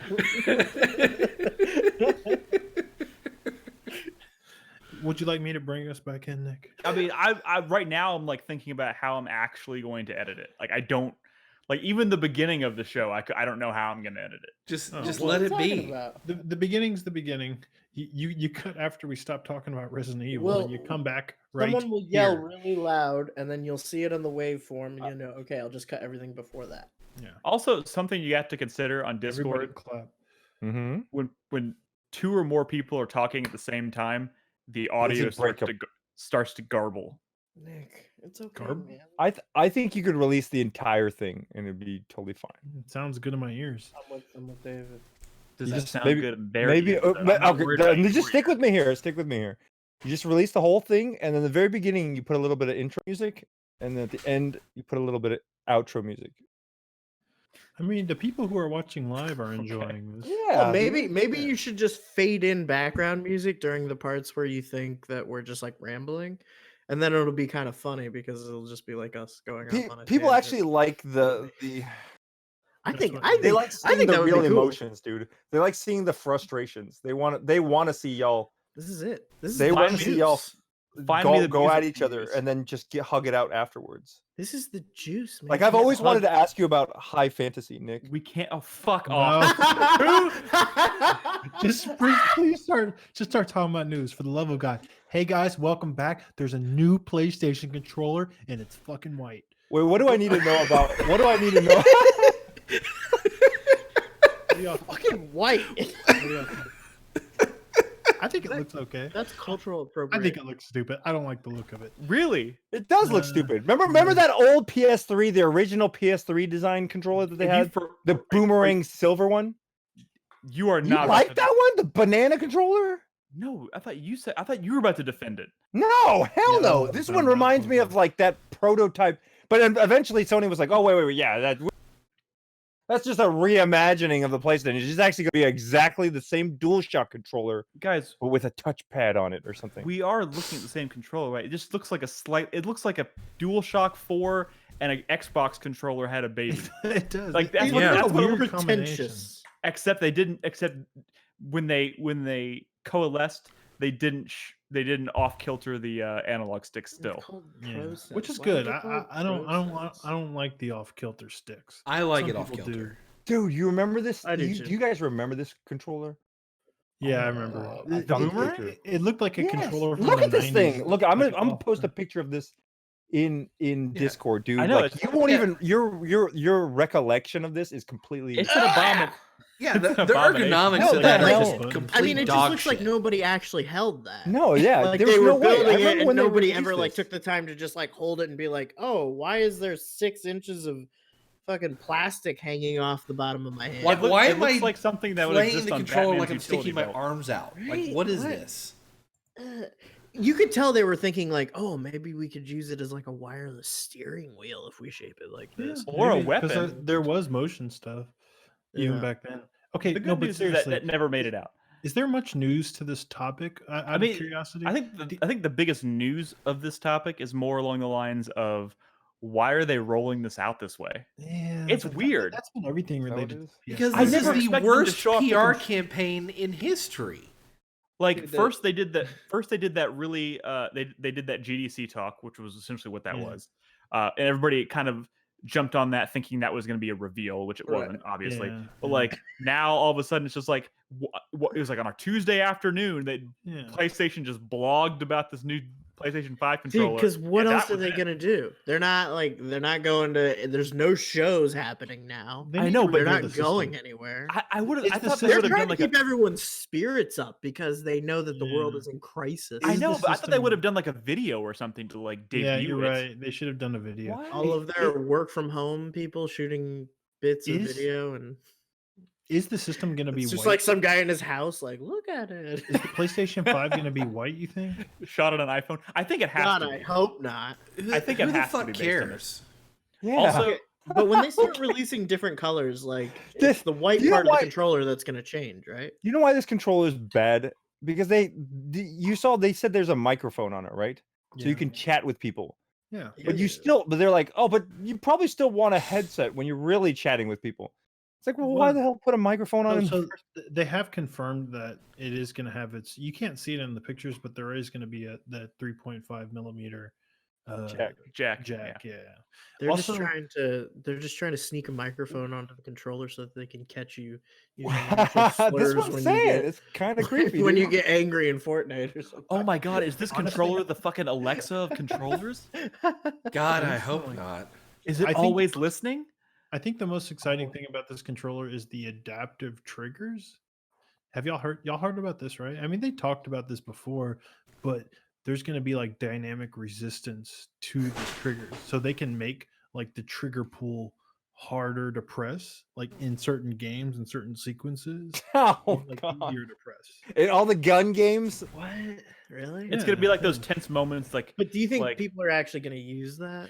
Well, like imagine. Okay, this is. I mean, some it random is example, more. but, like, Are imagine, like- developers going to use that? That's the Imagine problem. like eco Because or it's still something, right? pushing a button. It's not like I'm not going to be like, oh, I can't push the button. Well, no, Like, but I mean, how is that like? So, like- so like, I'm pulling a random example out of my ass. I literally have not thought about it till this moment, but I'm trying to give an example. Okay, here we What if Do they- it, pull What if it. you're playing something like Eco, right, where you hold her hand, you have to hold down the trigger, right? Uh-huh. But what if like when she's dangling off an edge and you're like pulling her up, it's harder to press or some shit like that, right? Like Dude, they people can are Why would it just be gonna harder to break press? their It'd be harder to controllers. pull. Oh shit! It should be Thor's hammer, dude. With like the controller should actually have more weight, and it gets heavier, and like you have to pull her up off. Like Round? different types It's of not guns have changing. different You have like to lift her feels up. to their triggers. Yeah, no, I mean, you actually, or But I mean, it's like it's not. I don't know. I mean, it's still just kind of like vibrate, right? Like it's not really something you're going to no, use. no, in no, it's not. like- This is not vibration. This is literally. No, no, res- no, no, it's no, no. I resistance. mean, it's a feature like vibration where it's just Yeah. sensory input. But I would I'm really thinking hope about that it they more- have the ability to turn off that resistance, because otherwise, that's an accessibility feature problem. Yeah, I'm sure you'll be able to turn it off. I mean, yeah, it's Well, probably let me ask you, mandatory. But I'm thinking about it in terms of like games where like your guns maybe degrade over time, and eventually it becomes harder to like pull the trigger to like fire a shot. That's actually a better idea than what I was thinking, because I was like, why would you ever have a trigger to actually be difficult to pull? I mean, it's probably going to be used primarily for like Because making like for story purposes or for making something feel more. But the gun trigger, that's not the meant to be difficulty to pull the fired. trigger should be your own emotional resistance, not like the Right. difficulty of the control button itself, But, right? like the game is forcing that emotional difficult. Like you're like, yeah, I'll fucking shoot them. And the game's like, are you sure? Like with Yeah, so that's why with it the doesn't fucking make sense. trigger. I hope that voice actually comes out of the controller too as you're pulling it. Are you sure about that? But see, the thing is, like what you mentioned, Nick, that seems more interesting to me. Is the whole like your thing's breaking, like because for me, like I remember I played Dying Light, like some games where like the thing degrades, but you can still usable. It just doesn't do as much damage. And like screw it, I'm not gonna go back to the town to fix my stupid thing. I'll just whack my way through the rest of this. I'll just But then, beat like, these dudes up with It'd a be broken nice to be machete. like, oh shit, now I can't pull the trigger because my thing's completely broken. And then you just run back and like, oh, or like if you're like a giant Gundam mech robot and you had like a punch button, it's Crispy's and then, face like, just lit up. and then like so whatever, like it shoots your arm off, right? And then like you can't use the button anymore because it's like and it's broken. It's going to be And up then to you the have- developers to find creative ways to do it. The Yeah. question is this going to be like the next 6-axis where it's like 2 developers use it and then everybody just stops using it completely? It's Yeah. gonna be like that. We'll see. Break it to you. I mean, my two concerns are, number one, with that feature. I mean, how durable is this controller going to be before that fucking breaks and you have to buy another controller? Because if you're building in resistance and people are pressing the trigger too fucking hard, they're eventually going to break the triggers, and then you got to buy a new fucking controller. Yeah, that's true. And my other only thing time is will that tell. The PS2 controller had pressure sensitivity in their buttons. I mean, yeah, analog buttons, yeah, but those did break too. I mean, here's it's a controller. It's always going to break Everything one way or the other. Yeah, but Remember when this PS4 feature is came out specifically and, like- designed for resistance, and people, they're I mean, going to here's the squeeze thing, their controls too hard, Davis. and they're going to break these things. Remember the when the thing. PS4 came out and like the fucking rubber nubs on everyone's controllers broke Yeah. in a week? That was a Like, build problem. That's absolutely gonna happen. Yeah. I mean, here's the thing, Chris Davis. And you're just gonna buy another $80 controller. But It is here's the That's thing. what it's gonna cost. That's my other is- thing. I don't think it's going to be anything less than $80. I think it might be a $100 controller. No. Would you put it? Nintendo's Would you put already it fucking put past $80 them? controller. Look at the Switch Pro controller. That thing's $80. Okay, all these Let me features just- they are wanting to it's put into this $70 controller, actually. I don't think they'll be anything less than $80. Here's the thing. Probably 100. There is a team of engineers and designers working on this thing. It is their job to make it as durable as possible. Only thing we can do is wait and see how well they achieve their objective. You know what's thing most is, important? No matter though, what, ultimately? no matter what, it's going to break. But the most is it going to important break thing- in?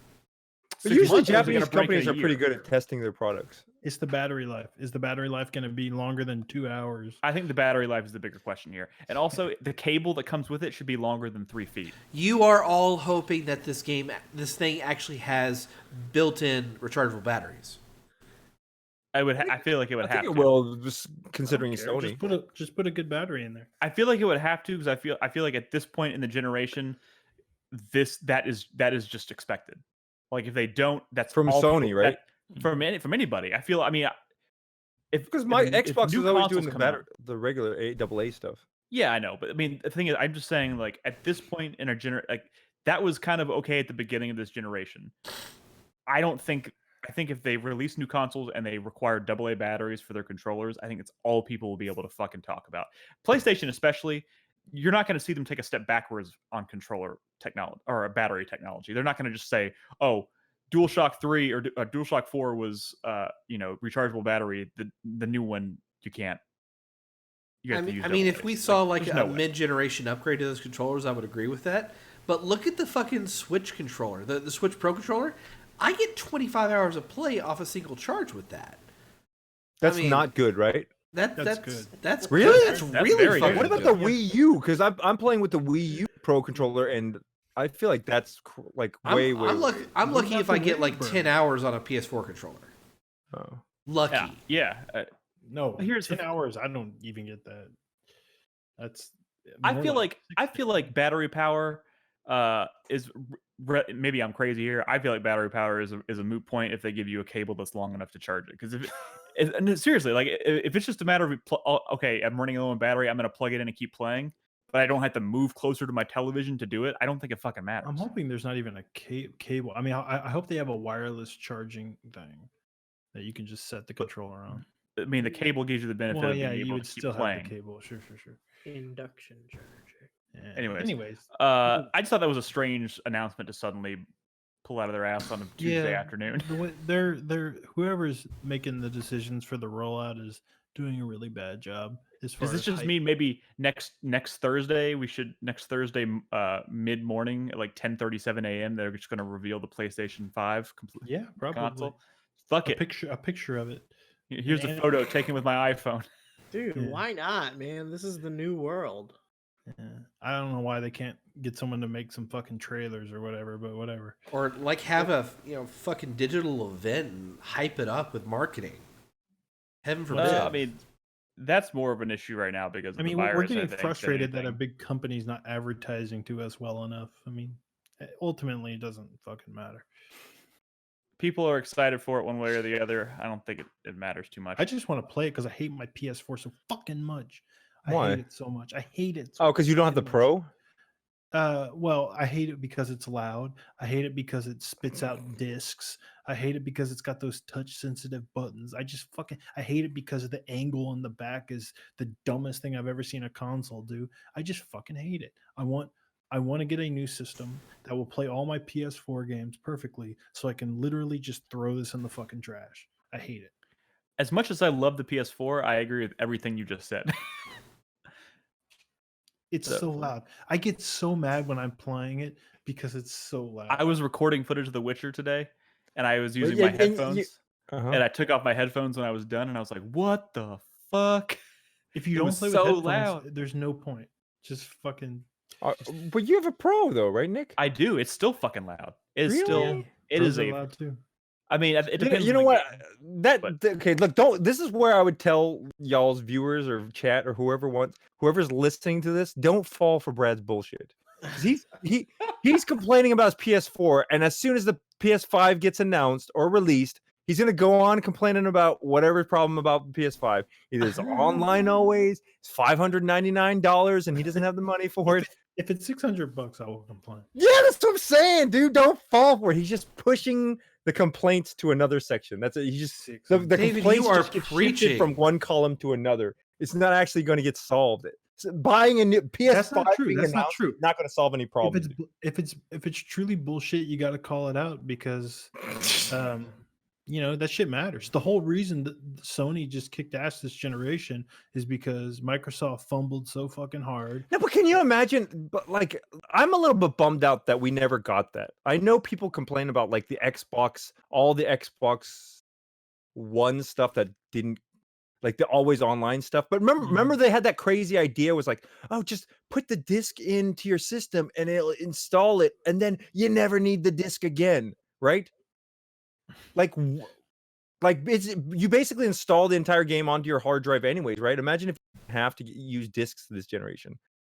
Like I have to like run around looking for discs and popping it in just because like people called Xbox Microsoft. I'll be okay with the system going completely digital once GameStop goes away, which might be pretty soon. Or how about once there's a reliable internet infrastructure that like everybody can partake in? Like that is the for like $5. People. Okay, look, if you're expecting people to get up on the internet, okay, you're talking about the infrastructure having a problem or people not I'm jumping talking about on there are the people who live out in the boonies who do not have fast internet, who would not be able to like fucking until like the last 2 or 3 years. Our friend Jack couldn't play games online. He had like, I forgot what it was. It was like 2 point something down was his internet speed. It was.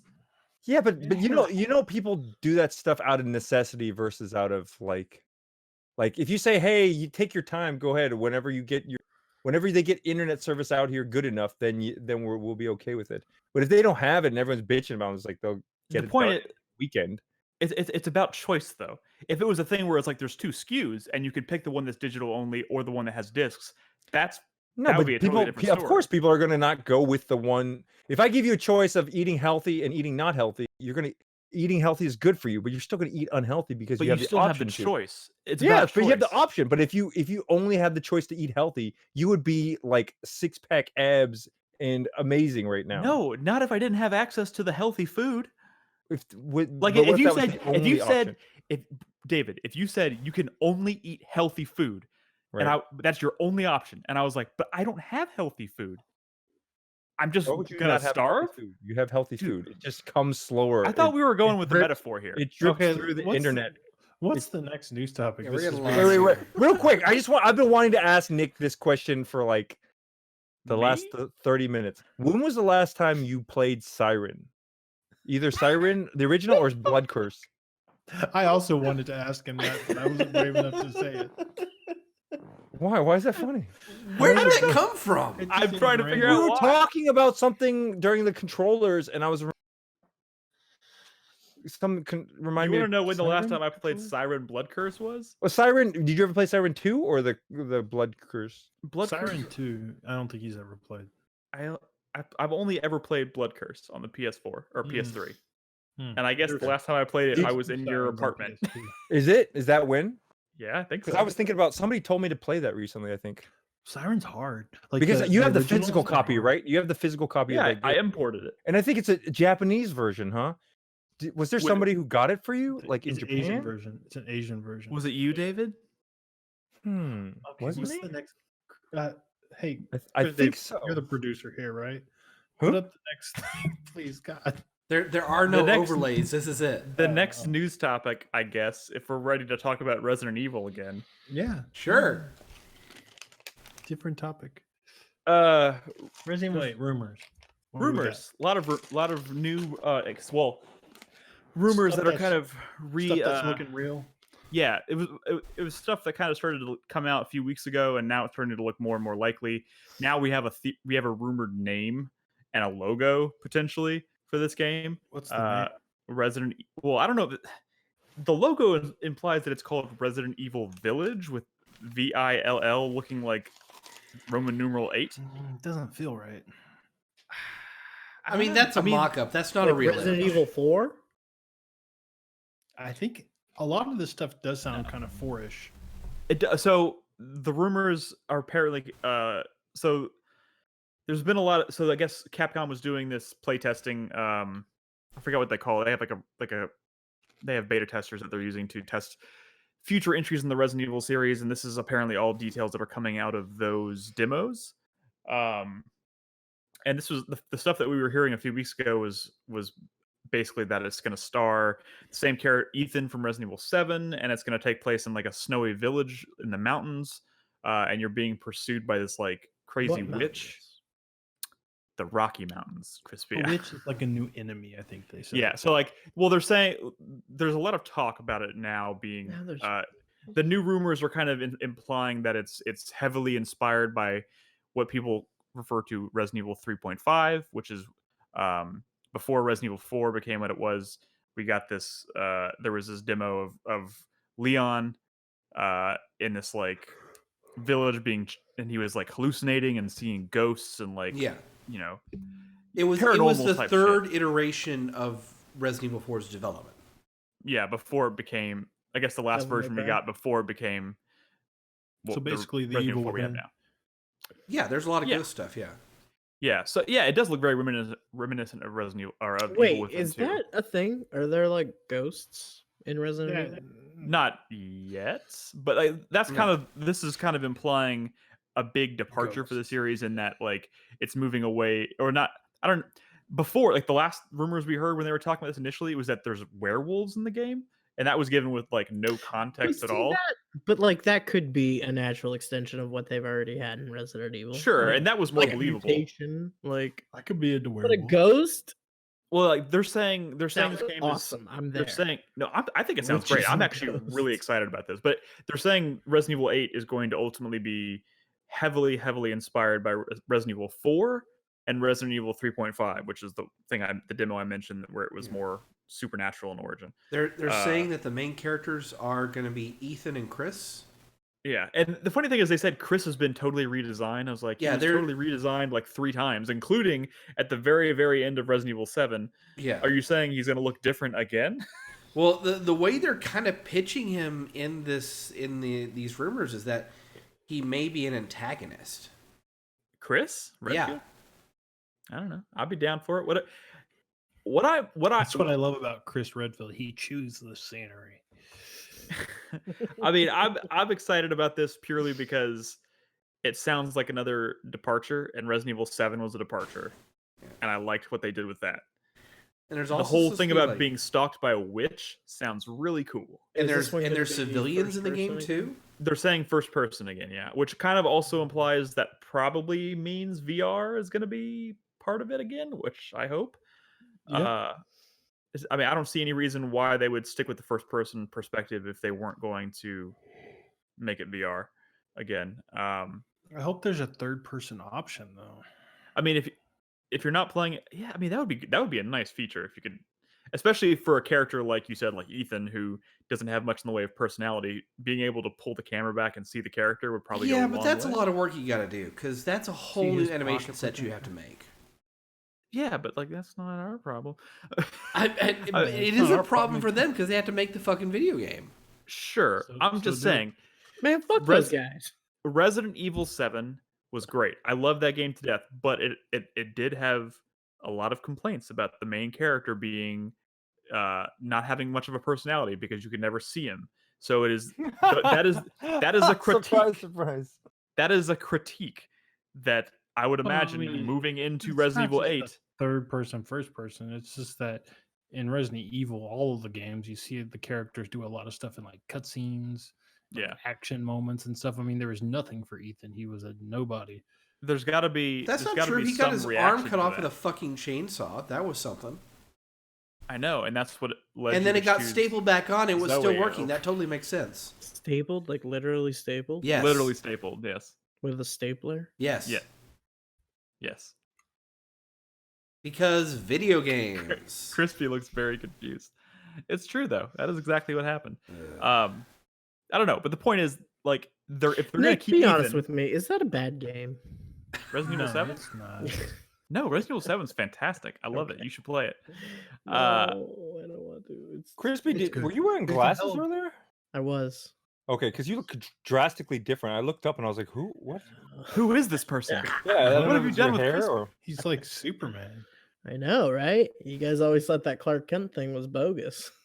It would He work. definitely looked like way less of a dweeb.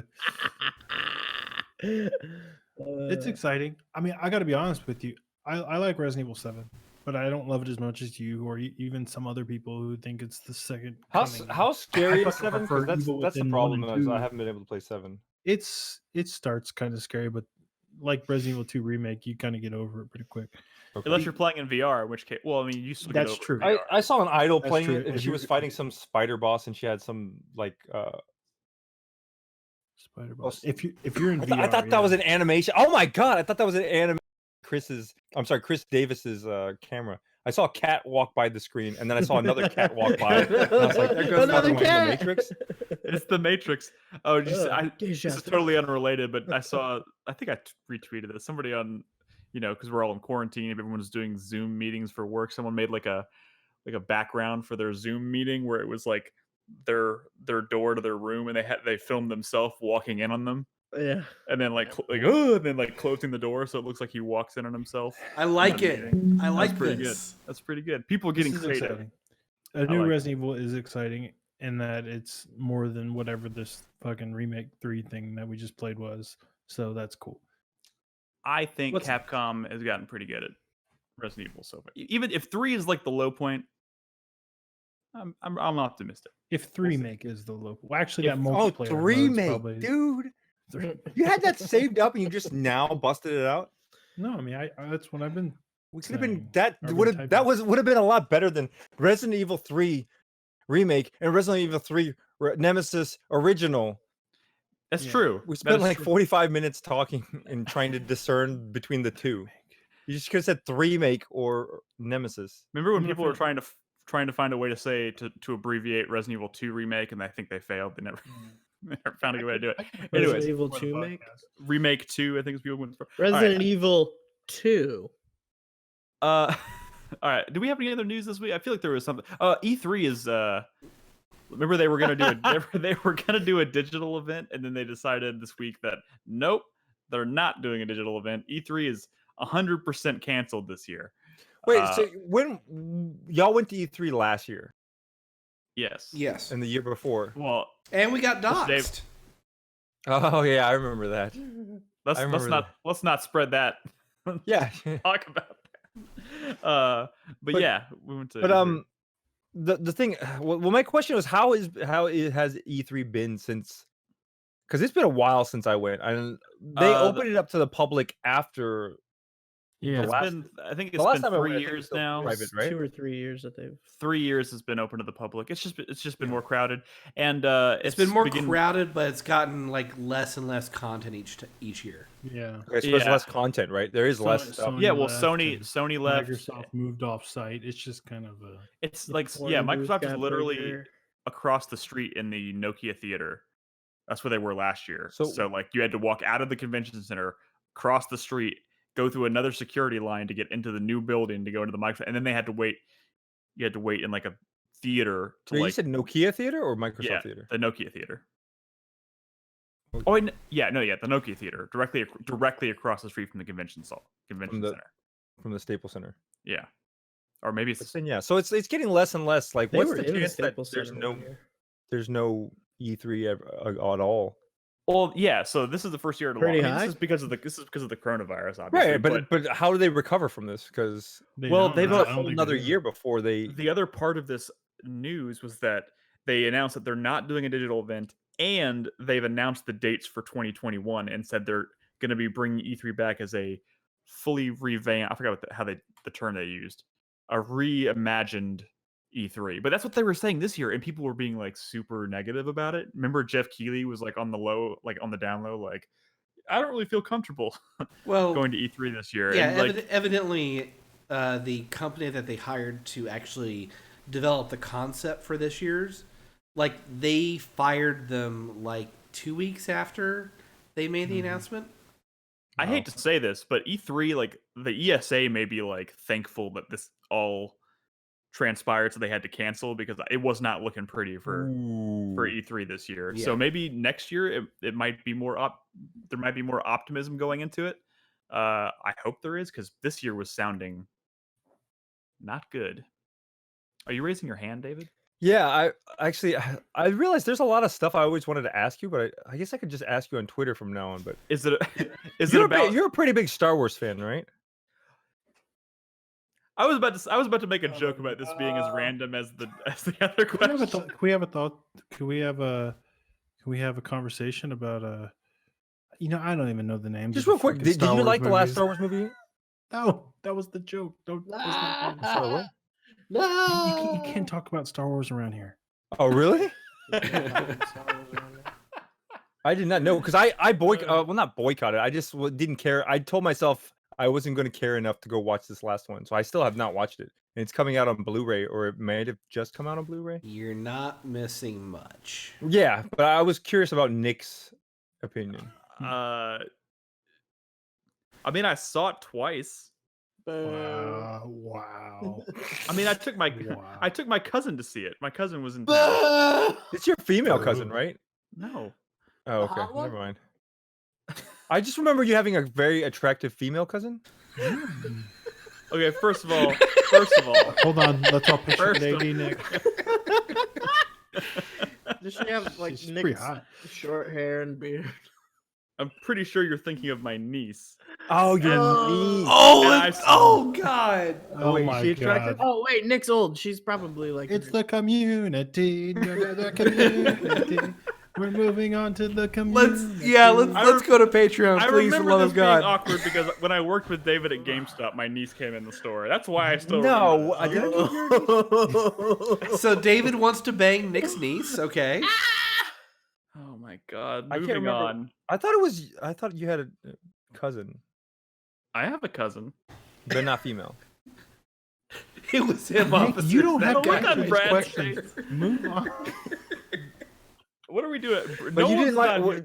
you didn't like the Star Wars movie. Just curious. I mean, not particularly, I guess. Okay, cool. Yeah, it was done. It has Cool. some serious problems. Are y'all ready to answer some questions? Please. All right. Return of the. What was that one called? Keep going. I'm trying to think of the name I of the Star literally Wars. forgot all the Nick, names. you're of is not talking about The Witcher. Rise. I'm not talking about The Witcher this week. No, I'll Okay. talk about it next week. next week. Oh my god, I have some questions. We got a lot of questions, guys, from our supporters on Patreon and Twitch. And do like we've mentioned last few weeks, we're still kind of working through a backlog. We got a shit ton of new questions this week. So again, you may not hear your question answered on tonight's show, but we'll get to it eventually. I am going. What? Title this podcast longer than Resident Evil 3 remake. No. So Let's sick of that let's fucking actually joke. make it longer than Resident Evil. It already is. Our first question from Zero Skies says, "What do you spend too much money on, and what too little on that you shouldn't?" This is just in general, right? Doesn't In have to be general. game Unless they specify specifically game related, it can be about anything. We let them ask us anything. Well, I'll give you an example that will also piss off Brad. I was contacted by a community member yesterday who said that he got a second copy of the collector's edition for RE3 with the statue, and that he was willing to sell it to me. And I am You stole my close. thunder. Are you going to buy it or you're not going to buy it? I'm that close to buying it. I'll Chris pay Davis? twice what Chris Davis is paying. Chris Davis, I got you Twice. beat. I've I already just want bought him to Resident not Evil. have it. I've already bought Resident Evil 3 twice. Yeah, but bought I it on don't have to deal PC. with the stress and pain that you had to go through to get it. I bought it on PC and I got my collector's edition yesterday. I got my You put Jill the Resident statue Evil 3 back. collector's edition? Yeah, I wanted my Jill statue to go with my Leon statue. Oh, really? Can I see those? So could they? Yeah, ask me again after the show. It's kind of a pain in the ass to move around. Well, that's the point. The point is you're supposed to show them off, dude. Like, All right, look fine. at this. Keep awesome- talking. Don't drop it though. You're might break it. Mm. And you wait. So Chris, you said what do you spend too much money on? I'm willing to spend that money on probably $200 on a fucking statue Well, see, for a what game I always already say- own on another console. What I always say is they make really nice like figures for all kinds of franchises that I'm sure you already love out there that you Mhm. know are good, and you could spend But your they don't money have on no that instead of Advanced these Wars like. figures. Well, That's where you're going with this, right? No. What I'm saying is spend them instead of buying suspect special editions with suspect statues that maybe they're okay. Sometimes they're not. Buy the high quality shit that you know is already out there for franchises that you love. This dude works for Like- Figma. Like no, it's not just Figment. Like I always tell Nick, like his favorite game of all time is like Final Fantasy 9 or one of them or whatever, right? They Right. have these awesome Final Fantasy 9 figures out there. The cube ones, right? They're expensive, but so is that fucking statue, right? And they look way better than that statue. But whatever. Did everybody hear Resident Maggie Evil again? statue? No, I did not. Okay, good. Who the Anyways, fuck is Mag? Is that a good one though? Yeah, it's pretty good. These are really heavy. This is like a really sturdy Oh, really? figure. NECA does really good figures too. That's the company. Yeah. Does it look like the girl Jill from? I don't think it looks too much like her actual character. Let me see the model. ass. I've seen worse statues. That's how you could tell. You're looking at Jill's ass the entire game when you're playing it. You're not looking at her front. Yeah, that looks like it from the game. That actually does. I appreciate Wait, your. one question. I have one question for Chris Davis. Yeah. Did you by any chance like Darksiders 3? Yeah, the fuck? I did. Yes! Yes! I need to go back and finish that game. Stop it. It is What worth the your next question? time. Wait. We didn't answer that question. I have a Guys, video I walked away game-related answer. I walked away for like 2 minutes to get this figure. You didn't answer the question while I was gone. No. I have a video game answer to this question on Okay. things I don't spend enough money on and the things I spend too much money on. Uh-huh. It's sort of an answer. It's the way I'll like I'll not buy like a big release because it's $60, right? Like that's Okay. a lot of money. I could just GameFly it or whatever. But then I'll find myself buying like several like indie games that could like add up to that much, right? Right. And I feel like, The quantity over quality.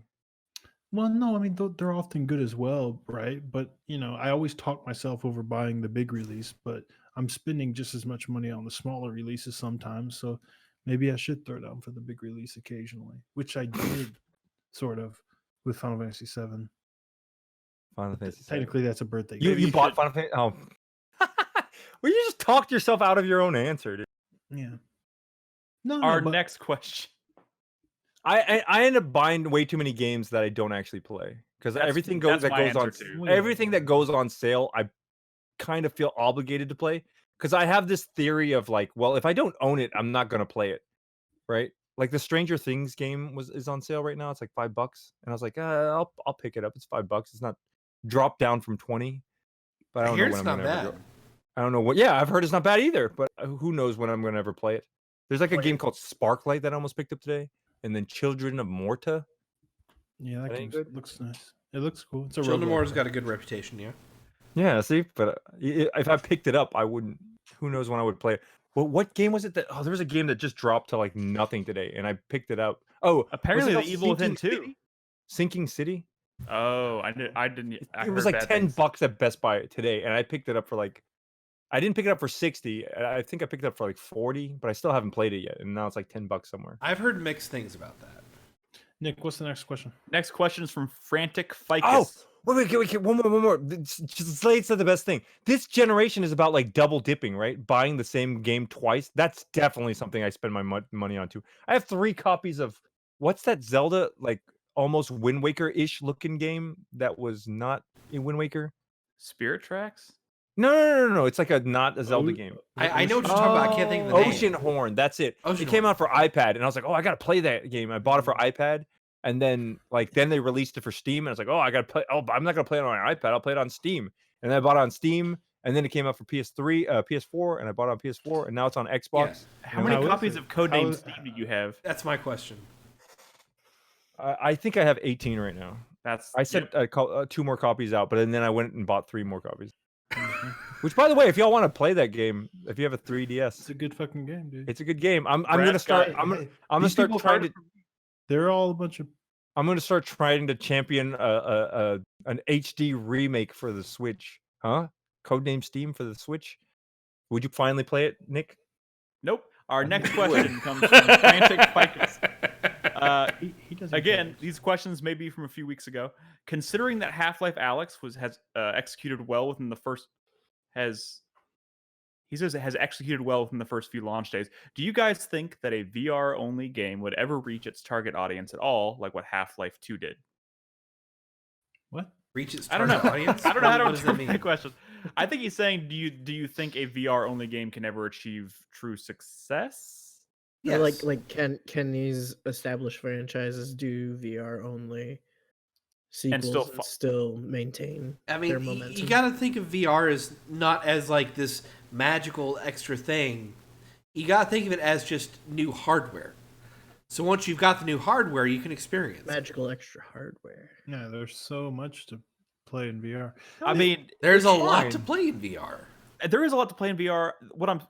I think if you're comparing it to Half-Life 2, I think the answer is, I mean, no matter how well Half-Life Alyx does, it's never going to achieve the same level of success as Half-Life Not even 2 close. did. I mean, if Alex did as well as it did, imagine what it would be. What that success would have been outside of VR. It would have been insane. No, but the thing is, y'all are But that missing the game- point is that game's eventually going to come out just normally. But also, Well, that maybe, game, maybe not. what sucks though is that game, when it comes out as playable and not VR, is going to be very underwhelming. It's not going to work nearly That as well. game is going. If That game is that's going to be. true- That game is going to be straight up, kind of an uninspired, dull sequel. Give me an example of That's a bad something sign. that does in VR that I'm No, missing I by mean, not playing. the game was made in VR exclusively in VR for a very specific reason, because Sure. it plays. It plays. It's designed and plays in such a way that I know. it takes advantage of the VR technology in ways that are revolutionary. You take all that stuff away, and you're just playing a first-person shooter that is A good first-person shooter? I mean, I would say good, yes, but like, would it hold a candle to like Half-Life 2? Maybe not. Maybe not. No. No, you But, want like, an example, but- David? and I'll it's- give you and one I right think now. it's easy. It's easy to look at that statement and think that's like telling and a bad sign. But like, you really just have to play it to kind of understand what I'm talking about. Like, So do the face huggers like jump on your face or something? yes, Yeah.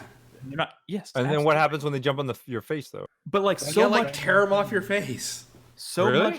so much of that game is like is looking around and reacting to things in real life, and like reloading your gun by actually reaching into your backpack and pulling out clips and sliding it into the gun, and like I get it. yeah, it's I get like, it. it's just I not don't a think like huge- Astrobot would be all that amazing outside of VR. You're right, but I would never use that as a slight against Astrobot. Sure, fair enough. What's the next question?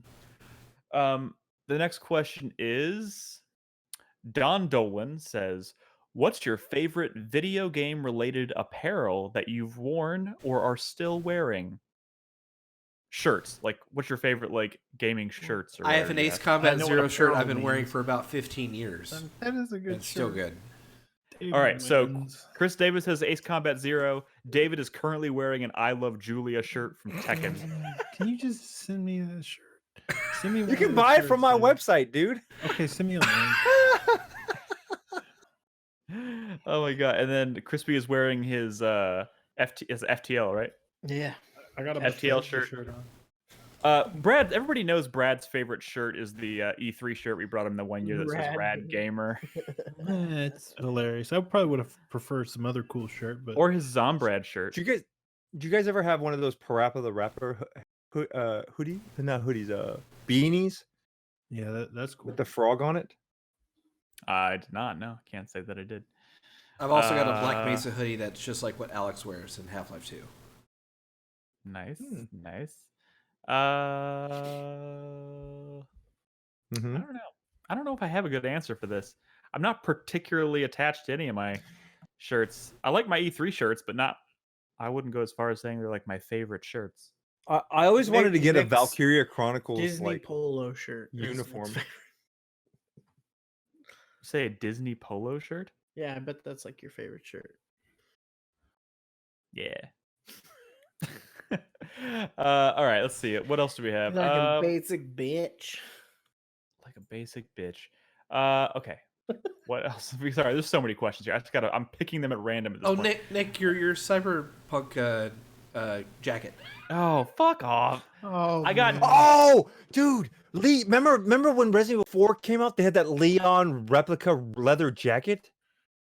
They had like that you could just buy? But that was like $10,000. I always wanted those things. It was like $200, dude. No, it was way more than that. It was a 4-digit That's just number. a straight up leather jacket.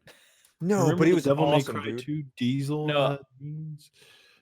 Chris Davis is so I got one of the Cyberpunk 2077 jackets at E3, and the fucking dude asked me what size I wanted, Ass you. and I was like, "Well, I usually wear medium." And he's like, "If you wear medium, these are a little big." Yeah, So if you don't ever usually wear listen to medium- them. I know. He said, "So if you wear medium, I recommend a small." So I asked for a small. Motherfucker, that shirt doesn't fucking fit. I mean, Shirt? I it's, mean I'm jacket. sorry. That jacket. I can wear the Fat guy jacket. in a little coat. I can wear the jacket and it looks fine. But the moment I try and zip it up, it ain't happening. Oh, Hmm. man. So I pretty much can only wear it as like a in like weather where I don't even have to like fully zip it up. It's fucking annoying. I've never Oh, opened never- mine. Have you ever So worn it? mad. Have So you ever worn it? mad. Yeah, once. And then you had the jaws of life to pry you out. All right, let's Oh my Nick, god. you wouldn't wear one of these Leon Kennedy jackets? I mean, you want to buy it for me? Yeah, if you wear it. If you wouldn't specifically wear wear it on, that if you jacket wear it would on be- every show from now until the end of the year, I'll ship to you next week. All right, we have a question from a new patron this week. Brand new patron, Shakusky.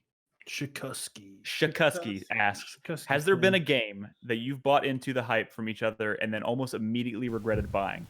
An example for me would be The Each other. Witness. Most of you guys loved it, but it never hooked me. So she's asking if A we've ever witness. sold each other on a game and then immediately regretted going for it. Regretted? Yeah.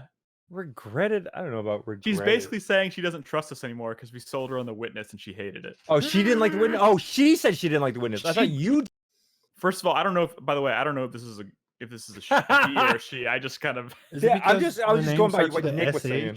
Yeah, I guess I don't know, but she says, Chris, did you see this one in chat, dude? Did you see? Bruce Yeah, I in the saw witness in what chat? Brucey Oh said. shit! That's kind of rude. And Nick likes the game.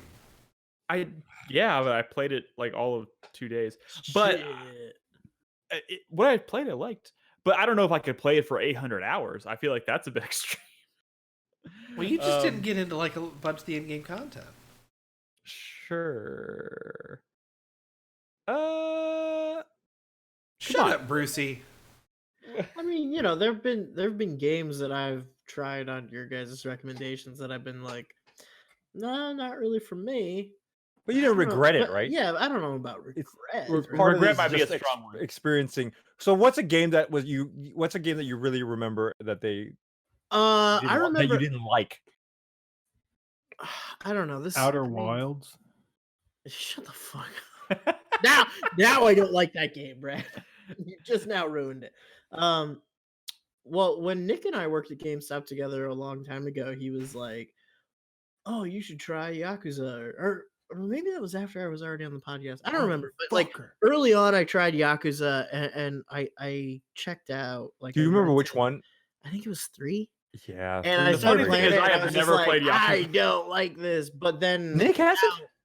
But now, like years later, I played 0 and really liked Yakuza 0. So. I made the recommendation to Crispy of Yakuza based on what Brad had told me. I've never touched Yakuza. See, that's the thing. Brad is very careful with what he recommends. He's like, "Oh, you won't like this. You won't like this game." And then usually I take that as a challenge to go play the game and like it, so that I can tell him he's stupid. I know, right? You don't know me. No, because Brad says it in such a way. It's like, "Oh, this is a delicious game that I could." No, you won't like it. You're not refined enough for this. Exactly. I gotta Like tell when you, when I told Chris Davis not to play Mountain Blade. I may end up buying that game and enjoying it. You don't think? I think Chris Davis could really get into a game like that. He does. I mean, I've never seen him show interest. If it was in, like, guns medieval... instead of swords, he'd be like. That's what I'm saying. balls This doesn't deep seem in like it. his thing. That's cool. It's I gotta it's be about honest, medieval fantasy. I've been Sa- teetering it's on not the fantasy, edge. I've been but it's- teetering on the It's edge. medieval realism, racism. You guys are killing me. I've been teetering on the edge of buying Witcher 3 Thronebreaker on the Switch for a while. Do it. Do it. Why I not? don't. But Do I'm it, worried. dude. I'm worried that I'm gonna not like it, and it's expensive. Oh, It's not a cheap game. okay. It's not a cheap game. I don't care if you don't like it. That's the thing. We It's a hope good you like story. Gwent. Nick, you're not It's a spending good money on story. gas. You're not like It's true. trapped in your house. Yeah, Big Wazoo. I agree with him. Y'all didn't really recommend it to me, but top 10 one year, and all y'all had that Hollow Knight game on there, and I played it, and I was like, That Hollow Knight game. yeah, Hollow that Knight is Hollow like, Knight game. I was Hollow Knight is like a goat. That I'm serious. game was fucking okay. sucks. Hollow Knight. Hollow Knight's. I still want to go back and play it, but it's not like nearly as Metroidy as or Castlevania as. It's like a Souls game. I kinda. really thought about booting that up yesterday. It's amazing. Hollow Knight's fucking incredible. It's How dare you? extraordinary. Hollow Knight's pretty. Oh my god. Next question. Wait, let me comparatively, Brad. How many of the Shantae games have you beaten? Shantae, just one, I guess, all the way through. Which one? The first one that came out for DS. So risky wait, business. No, I've also played the one after Oh, that. Man, DS. I feel like there's a lot now. It's confusing. There he is, because there's another one coming out too. I The played new on one the is the DSi, 7th game. and I played the one after that, which came out for. I don't even know. I have honestly no fucking clue. I played 2 of them. I'm wondering how different they are. Actually, this is one of the things I've been meaning to go back and play. One more question from patrons. Risky's I played Revenge. Risky's Revenge and Pirate's Curse. Both good. And then this Half Genie Hero. Half Genie Hero was That really one I good. I didn't liked play. it. I I gotta heard play it's too linear, and that kind of turned me off. Y'all ready? Yes. Prince of the Universe asks, the discussion around how future installments of Final Fantasy VII Remake will be released got me thinking. Are there any games you can think of that would have benefited from being broken up into multiple games? And inversely, are there any games that did have sequels that would have made more sense just as one singular game? I don't think you can plan to go break it up, right? I don't think that's. You remember this game called Sin? No, not Sin. Sin? Remember, there's a Sin there was a episodes? first-person shooter. I remember from the that 90s. came out a long time ago. Sin. I bought it from EB Games. I had the first. There's like episode 1, and I was like, "Cool! I can't wait till the other ones come out, and I'm gonna buy them all. I'm gonna play through all of them." And then they never released another episode. And I mean, that's the danger. Like Half-Life contemporary. You're banking on the success. I mean, obviously, Final Fantasy VII Remake is an obvious success, right? But I'm hearing it's gonna be like Wait, 6 what? discs or 6 You mean releases or something. Cells? Well, I mean, they haven't said what nobody knows. That's the problem. We've had But, this like, conversation. And We've all had they're this conversation. they're banking on the success of the first one, which obviously it feels like a safe gonna bet. In sell. most cases, though, if you have an unproven franchise and you're like, let's break it up into episodes, like, you know, you're banking on the first one being a success and then maybe never finishing the story you started. Two Human was only part 1 of 3, right? There That was you a go. planned trilogy. Two Human is a perfect example. That they should have done everything they wanted to accomplish with a singular Two Human game in that first game, just in case it was never a success. I would also. This might be a little controversial, but the Ezio trilogy for Assassin's Creed. Well, What about? you're saying that shouldn't have been 3 games? I think that was too much Ezio the way they set it up. All 3 of them were great games. Don't get me wrong, but like to get to the end game meta point of Assassin's Creed 3, I think that was too much content filler. That wasn't planned. That wasn't planned episode. That was just the fault, basically the result of having Assassin's Creed finding tremendous success, wanting to annualize it, and then realizing after 2 that Ezio was incredibly popular. Yeah, I mean, Well, why this was question's hard Ezio to answer. popular? It's just a great character. I mean, play it He's if a you good haven't played character, Assassin's yeah. Creed 2. He's a great character. Yeah, but that could mean a bunch of different things. It's like he's a big-hearted guy and he wants to save people, or He's He's charming. He's a very charming. kind of He's a likable guy. He's kind of a ladies' man. Like it's just Really? he's a fun character. He's played by the yeah. incomparable Roger Craig Smith. There we go. I would also say that Where's like Sonic? I think of Assassin's Creed 2 and Brotherhood in extremely high regard as far as that series go. Revelations, despite having the most important like story beats of his entire story, is kind of forgettable because they, it was too similar to the last 2 games, and it just I was kind of done with it at that point. I have an answer to the question. Okay. I think Final Fantasy VII should not have been broken up into different parts. I but there's no way. Then this game wouldn't be out anytime soon. You're right. You You're right. look forward right. to playing it on your You're right. PlayStation 6. Here's the thing. I think they went about. I mean, as much as I'm excited to play Final Fantasy VII Remake, I also think they went about it the wrong way. I don't think this game should have been like an ultra realistic, super fucking, No, that's the only This reason I'm should not- interested at all. This should not have looked like Advent Children. If they wanted to do a proper remake of Final Fantasy VII, I think this should have been like some kind of beautiful, stylized, top-down, like isometric style RPG where they fit the entire game into one release, and it's just a really gorgeous Oh. looking. It's cool that it looks this way. I just don't think modern. But they'll never 3D finish it. is I up don't to think the they'll task. ever Yeah, fucking I don't- finish it. I don't Here, think- here we go. Here's the ultimate answer to the question from Big Wazoo. Shenmue. Yes. Shenmue, specifically Shenmue 3. No. But Shenmue 3 is only, what do they say? Like Okay, Up don't to you just? 40% of the way through the overall story. yeah. But you don't. That's a you don't that's a think- mistake. You don't respect Yu Suzuki for sticking to his original vision. Dude, stuck the to it fans are, way like, too hard. Huge defenders of Yu Suzuki. Fucking, I remember we Original talked about this, vision. Brad. Oh my god. That's great, dude. Fucking fine. Don't judge it, Brad. Wait till play all 3 and then you can tell me. There's people out there that I would rather the story never finish than have them rush the story in the 3rd game. Watch you play the watch That's you what play the the 3 fans of them, and you feel exactly the same way. Also, I was just correct. I was just corrected by Shakusky. He's a dude. Was I that don't was know. Why did you correct? assume? I why don't did know. I just in my You, head is it when I was reading the SH? name, Is it the SH? He had a pink name, yeah, didn't he? it's probably the SH. I don't know. I'm literally just basing it off of a name that Shikuski, right? His name's Shikuski. Shakusky. Oh, I Shakusky. don't. All I'm hearing now is Shakusky. Tell me what Shakusky, where you got the name. I don't know. You don't know that song Shaboopy? Next question. We have some questions from our supporters on Twitch. Fuck your recommendation of The Witness. Crispy and Brad. Shukovsky. Crispy and Brad. This What? one's for you. How would you compare? Okay, this is from Thorax. How would you compare and contrast the gameplay mechanics between Monster Hunter and Dark Souls? What? How would how would you compare and contrast the mechanics between Monster Hunter? Okay. Monster Hunter Well, and Dark I Souls? guess to compare one them, they're hand- both very like Big sword hit. deliberate in their combat philosophy, right? You know, you don't want to overextend. You want to everything is very measured, right? All your strikes are very measured.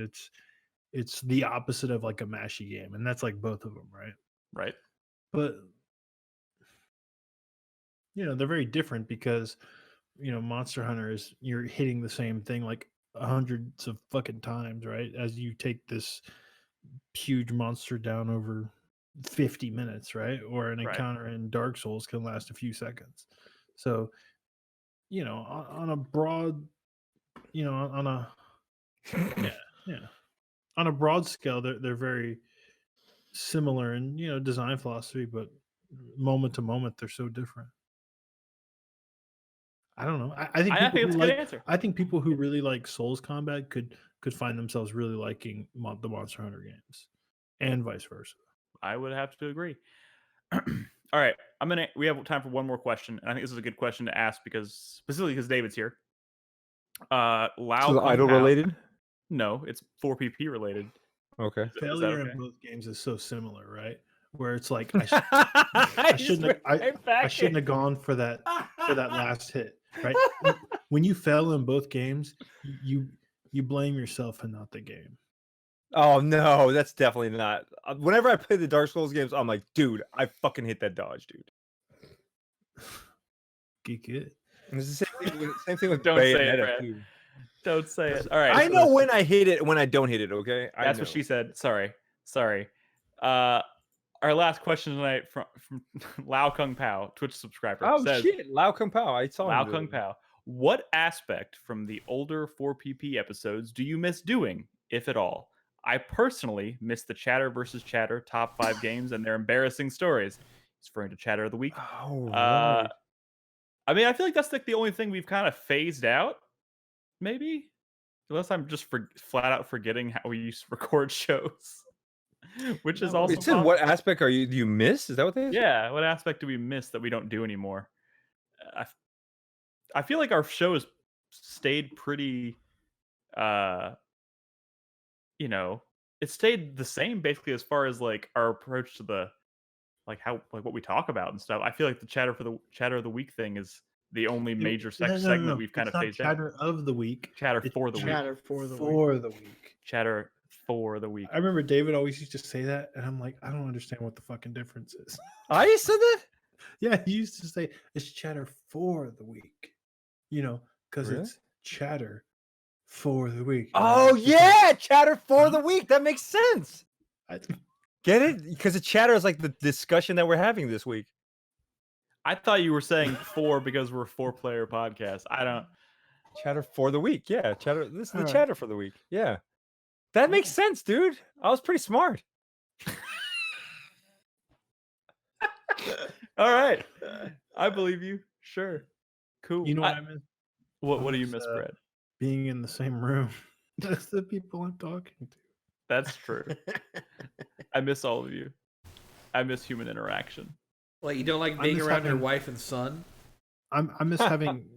Well, are they around? I miss having a kitchen right next to the place where we record, so I can like make something in front of the camera. That was the birth of Brad Appetit, because I was fucking hungry after a podcast, and the kitchen was right there. It's true. It's true. I can't do that now. I've tried over the years many opportunities for you to reignite Brad Appetit, and every single one you've shot me down. Shot him down. That's Cold because you blood. find gross stuff. Oh, do you guys remember Zombread? Oh, And then course.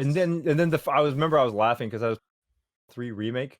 Did y'all play that part where you kill Brad? yes. Zombie Yeah. Brad, like in the very beginning of the game. Yeah. That was pretty funny. Zombread. All right, that's it for questions this week, guys. Again, there's a lot we didn't get to because we have a backlog of questions, so we'll get to them on future shows. So if you didn't hear your question tonight, don't fret. We'll get to it on a future show. Oh my God! Sorry. Okay, we heard her that time. Damn it. What is that? Why is that a problem? You have like a zombie locked up in the other room or something? No, we have an old cat, and she likes this chair that I'm sitting in. So she keeps coming to the door and yelling at the top. For the She cat. wants for my, the- she wants my chair. Is what she wants. So I What's do next, apologize. Nick? Let's wrap it up. Final The 4 Fantasy player minute. unlocks in 3 minutes. That's right. Brad's gonna be streaming Final Fantasy right after the show. So 4 player minute. Hype, sweat, thank you, fuck you. Brad usually starts us off. Yeah. Yeah. You ready? Yeah. Go My for thank it. you for the week goes to Haste, who got me a copy of Disaster Report 4 for Steam, Oh, Nice. you which is sucker. very Really? Why you suckers? which is very exciting. I will be streaming it on my stream tomorrow. I'll be streaming it tonight. tonight, okay? I'll be 7 streaming it p.m. tonight. Y'all can either watch me play Disaster Report or Brad play boring old Final Fantasy 7. I mean, this boring ass game you've The seen a million return times. of Nick Henderso tomorrow. Nick Henderso. Did you play the demo, Brad? Such an ass. Yeah, I did. You have the VR stuff or not the VR stuff? There's VR stuff? What the shit? Yeah. No, I didn't There's- play the VR stuff. There's VR stuff in Disaster Report 4? Yeah, you play the whole game first person. You like run around and like the buildings are like coming down and falling and stuff. I'm It's great. looking this up. I don't I believe don't you. think it's the whole Yeah. thing. What do you mean talking about? It's right All right. here on the box. My fuck you. Right here. It says VR stuff on the box. Right there. I know VR stuff. It says VR mode. Mode included. My fuck you for this week goes to Crispy's Mountain Blade issue. He's only played 1 minute of the game, but that's because he can't start it. It keeps crashing. And I feel like, I need a brother in arms as far as, the love of Mountain Blade, because otherwise I just feel like I'm rambling on about Mountain Blade and y'all just Dude, I Eyes watched you glazed play like over. 5 seconds of it the other day and was like, All right, cool, that's it's it. cool. I had to leave. We're gonna update. It's a Windows issue, is what it sounds like, right? Probably. All right. Well, I want We're gonna yeah, get- it's, we're gonna it's get- definitely a Windows issue. we're gonna get Crispy a new version of Windows. 8.0. Yeah. Wow, oh, really? that's right. I forgot. Yeah. 8.0 is a problem. And you've Yeah. tried upgrading to 8.1, you can't do that. It's been a couple years since I've tried, but last Yeah, you need to get a new computer, dude. 'Cause that's basically solved all my problems for me. I had Just I had build a issues- new computer. no, I had issues too. All my stuff wasn't compatible. Like I couldn't stream stuff. They wouldn't recognize David. stuff. David, you don't know how long it took for us to get Crispy's graphics card upgraded. Well, okay, but here's the thing: we've upgraded enough stuff recently that, like, if I got basically a a new new PC. if I got a new operating system and I maybe reformatted. Wait, do people still do this where they go in? I just saw a tail waving around in Chris Davis's face. He's got a cat. But I on mean, him. It's do the people boy. still do this? They like upgrade their PCs piecemeal. Like, well, I'm going to upgrade my graphics card. Graphics card. Now I'm going I to get do. some more memory. That's probably how I'm gonna end up doing it. Really? Yeah, Because by the time you end up doing all that stuff, something's out of date anyways, right? yeah. Okay. It's better just You know to how do you know all- how it costs more money to be poor. I guess so. All right. My- Brad, did you ever on, build let your me finish ultra PC? Remember that ultra PC for old 1990 games that you build? Did you ever do that? That's a dream. Dude, Oh. there's a dude who does that shit. Oh man, it's cool. One day we'll make it to Um, the end of this 4-player minute. My hey, it hasn't been that long. Jeez. My hype is for Sea of Stars, which is CF the Stars. What's that? yeah. It's from the developer of the The Messenger, but it's like it's The it's not Messenger. even- it's nothing like the Messenger. They're making a turn-based RPG that looks like a lot like Chrono Trigger. Well, they announced a couple of days ago that Really? Is that the Yasunori Kickstarter? Mitsuda is going to be contributing to the soundtrack. Who know is Wow. the composer to Chrono Trigger and Chrono Cross and other cool stuff. So that's very exciting. The is game it- looks good. It's getting funded right now. Oh I yeah, keep- like it's I keep already seeing. I keep already seeing funded. stuff pop up on my timelines like, oh, inspired by Chrono Trigger and the yeah. RPGs. I'm like, what is this? I don't. It looks good. Look up the Kickstarter video. What is it called? Sea of Stars. Oh, Sea of Stars. Sea, like ocean sea. Yes. I thought you said CF Stars. I was like, what the hell? Is like a soccer game? Okay, go ahead. Definitely not a soccer game. And my sweat goes to, of course, Final Fantasy VII. Just because Damn. I want it to be good. Sometimes with a game like this, I worry that I'm not gonna like it. You're because not. No one wants to hear me bitch about a game, and I don't want to do it. But I'm not gonna lie about it. If I don't like something, I'm gonna be honest with you guys, and you guys are gonna hate but me for it. You're gonna But- find something to not like. Look, the thing about it is like I have so much nostalgia related to like Final Fantasy VII, and I think it's gonna win over, no matter what this game is. But we'll see. Maybe it won't. I'm nervous, man. It's here. Mostly, I'm nervous about the rest of the project. Like I said, this can be a 10 out of 10, but who knows if we'll ever be flying around in an airship. Who knows? So yeah, that's all for me. All right. Crispy. Okay. I don't know. My hype, I'm going to say that I had no idea that Sakura Wars was about steampunk mechs. Dude, it's a cool And- series. And, I've only And I've played been one thinking game, about but it. it's good. Except It's, Brad's uh, got a complaint. What's your complaint, Yeah. Brad? Go ahead. What's the complaint? They changed the combat system from a turn-based strategy game. It used to be like like a Final Fantasy Tactics style combat system. Well, not exactly, but no, it's action. it was that. Now it's like Dynasty Warriors. What the fuck? Totally Yeah. fine with me. Oh, Trials of Mana, dude. Are you gonna get Trials of Mana?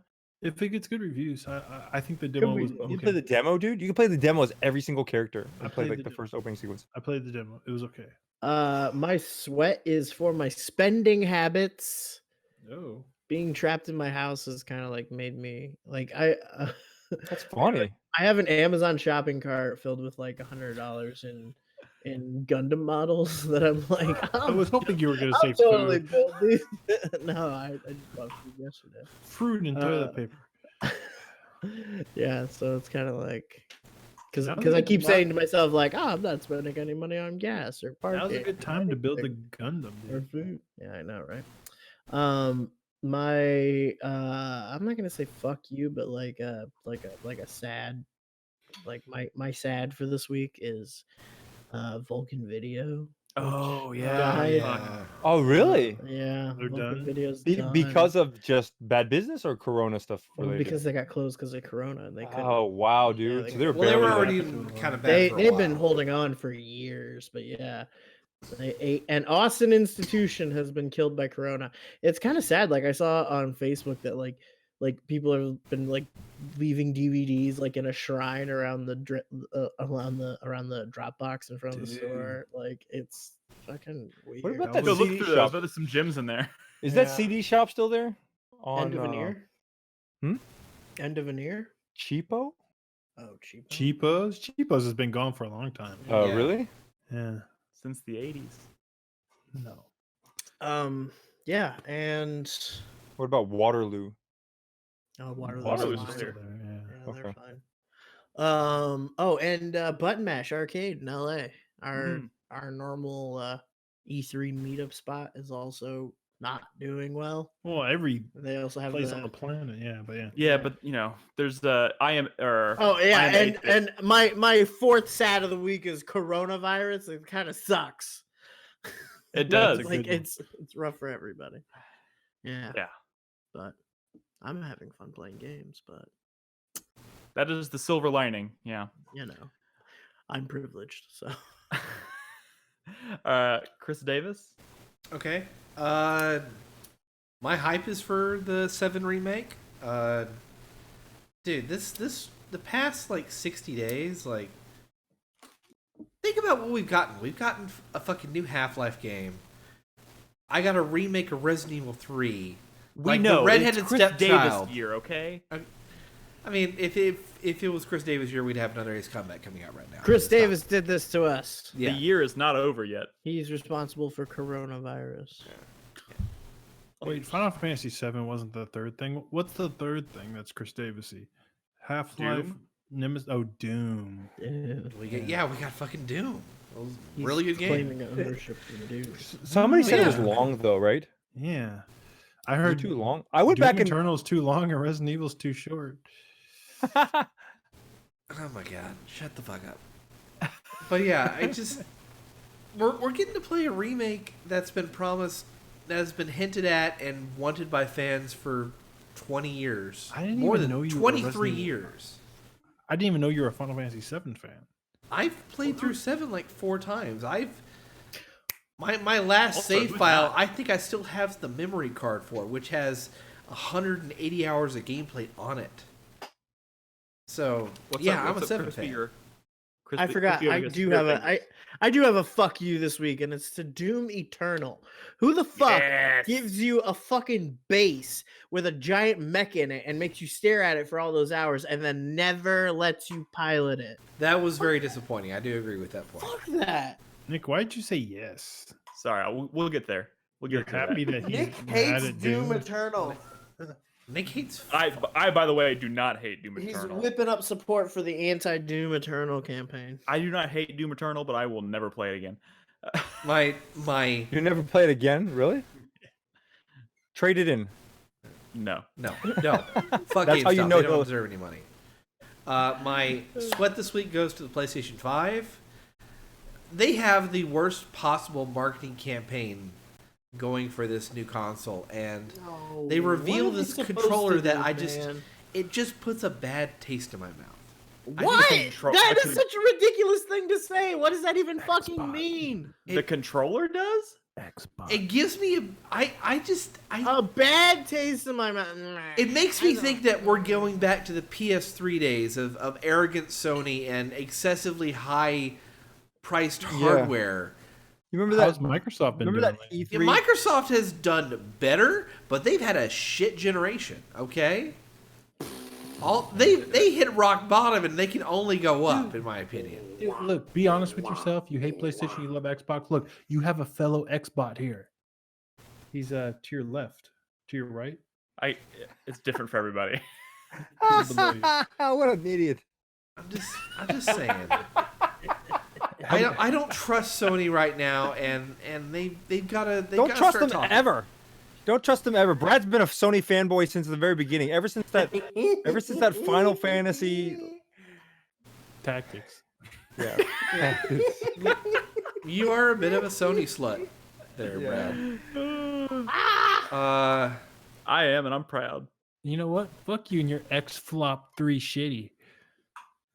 Well, I'm superior to all of you. I'm a PC gamer. I play games on my Windows 8 machine. Do you though, Crispy? Do you? Windows 8 machine. You play 1 minute of... Ah! Oh. They only put 1 minute of QA into it. Boom! My fuck you. I just had a 5-minute rant about how much I hated my PlayStation, and you're calling me a... Until you Sony? hate your PlayStation until you get a PlayStation 5. Hey, get an Xbox, dude. Xbox One X. How about just get your I got a Xbox One X and you just throw away your PS4 now. I was a 360 guy that last gen, okay? The Xbox One is This like is a train this is wreck. not the time. A video game podcast is not the time or the place to argue about Dude, I saw console a wars. thread on Era today, and it was like, dude, what the fuck? Microsoft doesn't have any IP, didn't have any IP this gen, some shit like that, right? Which is fucking true, right? And then it had people like listing it out, and then you see the Microsoft defenders like, fucking no, we had stuff. We had fucking Halo Wars 2. We had 2 different Ori games. And it was like, look at all this shit. It's like 5 things. And they're like so serious, and it's sad. A 6th thing. Halo Wars 2 was fucking good. Oh my god, My, David. my fuck you this week goes to Brad and every person that's been doing Resident Evil 3 short jokes all week. It has been eating at my soul, and it pisses me off. Just fucking stop. When I started playing. It ended when I started playing. I don't care about the length of the game. Now I'm more concerned about, You made this joke 20 minutes ago. What? Oh, when you said name of the podcast. Oh yeah. That's a good one. Wait, Brad, Fuck you, Brad. He actually didn't come up with the name. Somebody else did. Yeah, someone else did, kind of. You perpetuate this bullshit. Fuck you. And I guess my other thing, I was going to throw another hype up because Platinum, which we haven't covered in the past week, they have one more announcement coming. That April Fool's thing, that wasn't the final announcement. They've got something else coming. Oh, what did they announce April 1st? I forgot about that. Nothing. It was like a fake thing. I don't even remember what it was, honestly. But Some kind of superhero thing. I don't know. I don't remember. They did announce that there's another announcement coming. Which one of you guys are picking up the new 101 remaster? I am. I mean, because Crispy liked it, right? I love. I mean, we all liked it. Anyone here who played it liked it. Nick didn't like it that much. I liked it more than Nick. I didn't like it that much. Well, Nick is not a fan of Wonderful 101. I just think everyone should know that. I made David play it, and he didn't like it. You didn't make me play it. You said I should play it, and then I played it. Unlike, I play recommendations. Unlike some people. Hey, I tried to play more. Such attitude, David. Do you have a 4-player minute? Well, I'll let you choose who goes first. Just know if I go last, I'm gonna drag it out as long. What? Oh.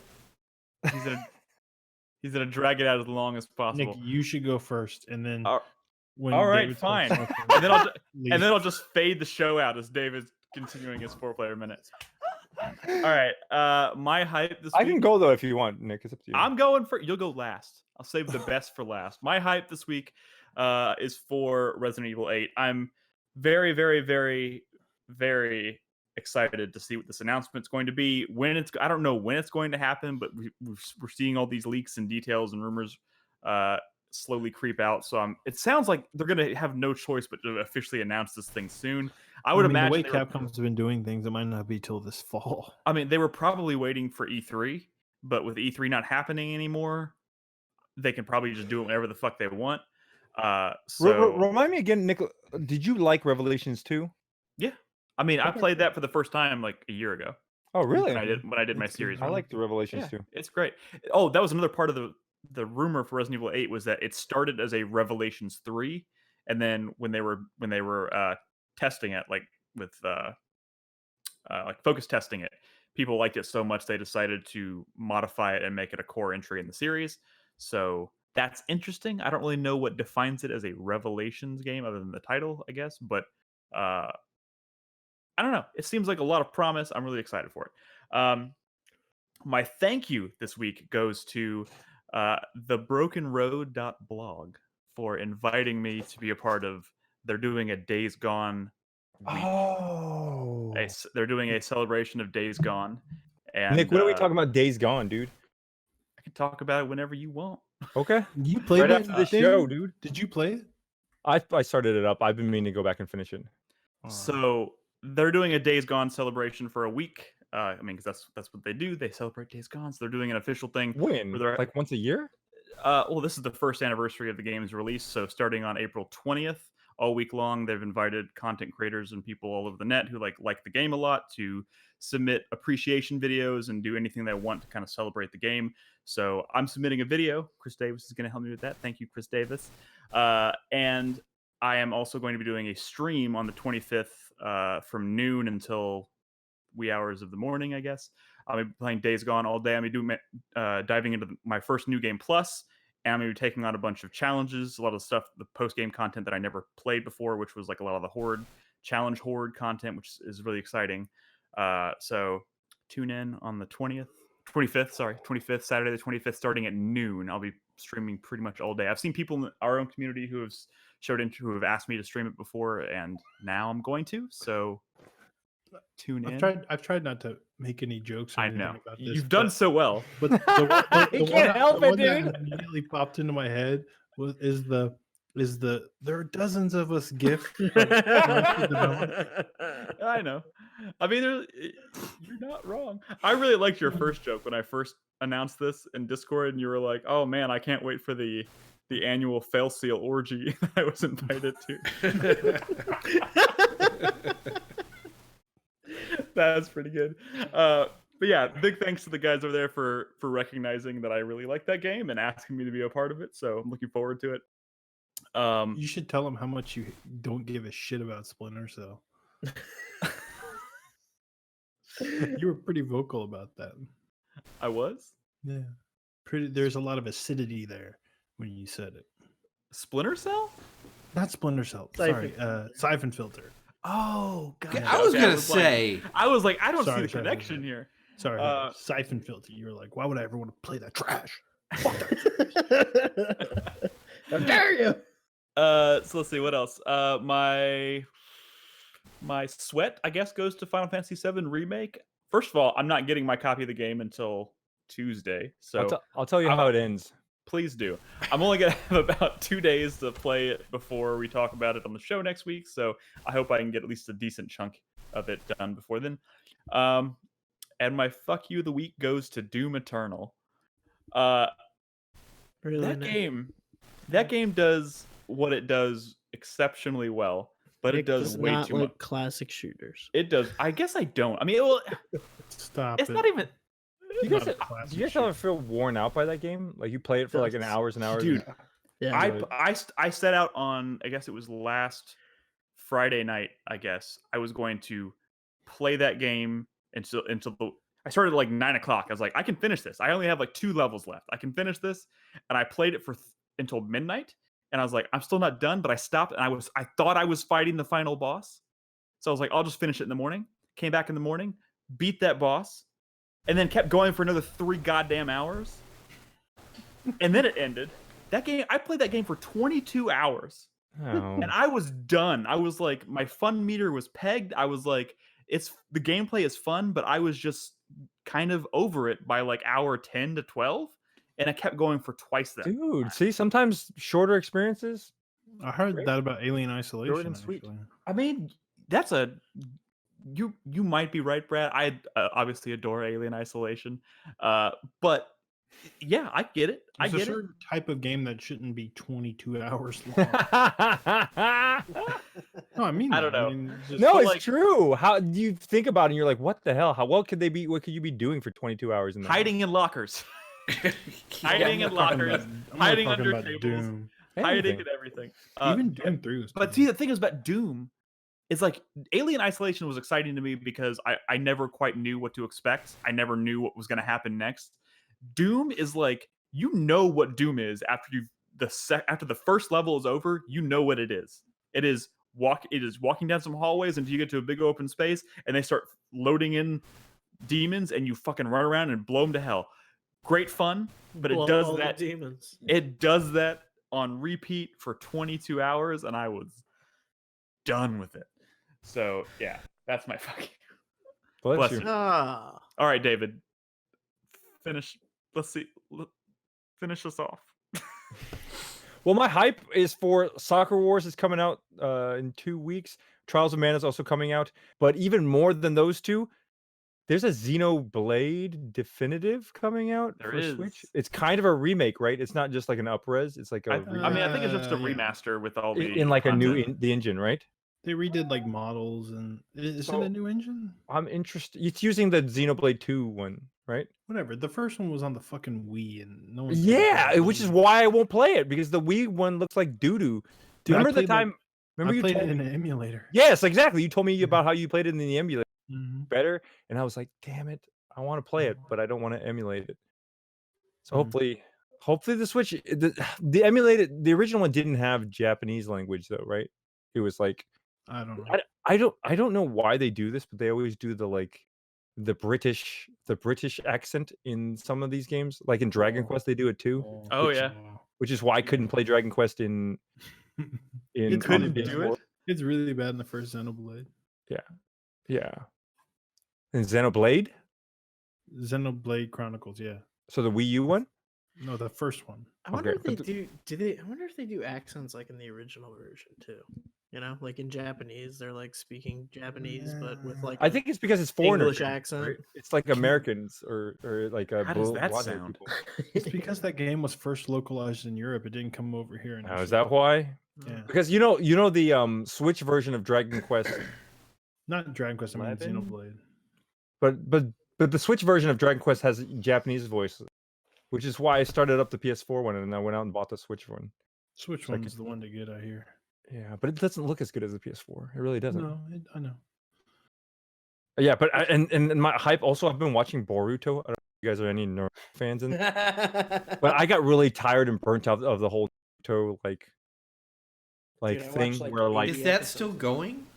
well Naruto I think is over, and then like it got into this Naruto's formula over. of like, oh look, these are really high stakes ninja wars, and these people died. But they're not really dead because we just brought them all back. They survived somehow, and you're like, oh, well, that sucks. But no, but I've liked Boruto because I've been watching it, and I strictly went into this because I wanted to kind of revisit the Naruto world, but I didn't want to have to do with any of those Naruto characters in the past. So it's just you've been running around with these people, and you're like, oh, whose kid is that? Oh, that's Rock What about Lee's kid. What about Shikamaru? Yeah, Shikamaru has a he's kid. still- His name is yeah, he's still in the Shikadai, show a lot, too. and it looks like him. And then they're kind of like their kids are kind of like their parents, but they're not. And then like they're like- sometimes their parents show up. But even more funny is like Boruto's like running around. He's like, "Oh yeah, cool. I'm a badass. Yeah, I don't care. I don't care what anybody does." And then like another kid's like, "Boruto, don't you need to get home? Isn't your mom waiting for you?" He's like, "Oh shit, I gotta get home. My mom's gonna be pissed." He's like, "Well, I thought you were some sort of badass." He's like, "Yeah, but you don't understand. This is my mom, dude." And he like runs home, and like his mom is Hinata. so it's funny. So did you check out So the it's new series from the creator of Naruto and Boruto? Which one is that one? I don't remember the name of it. It came out recently, and I hear This it is what I'm tanked. talking about. He's an otaku. So I'll check it out. Yeah, see, that's cool, man. Ever since somebody in my chat told me about you playing Blue Reflection, that's what I was like, oh, I gotta talk to Chris Davis about that, dude. Because I promise you, I'll finish Blue Reflection this year. I I'm gonna look hold you forward to to that. having I mean, that conversation with his- somebody that's not going to fucking mock you. Dude, No, I don't know what kind of assholes We would mock a person never- just Kinds of for playing assholes. a game. dude, Just playing a look at game. Chris Davis's chat name. Y'all ever notice that? What's his chat name? Slacker Chan. It's Slacker John. Yeah. So Yeah, he's an otaku. He loves Godzilla too. Really? You're not into fuck yeah, Sentai I'm a stuff, hu- are you? I am a gigantic Godzilla fan, man.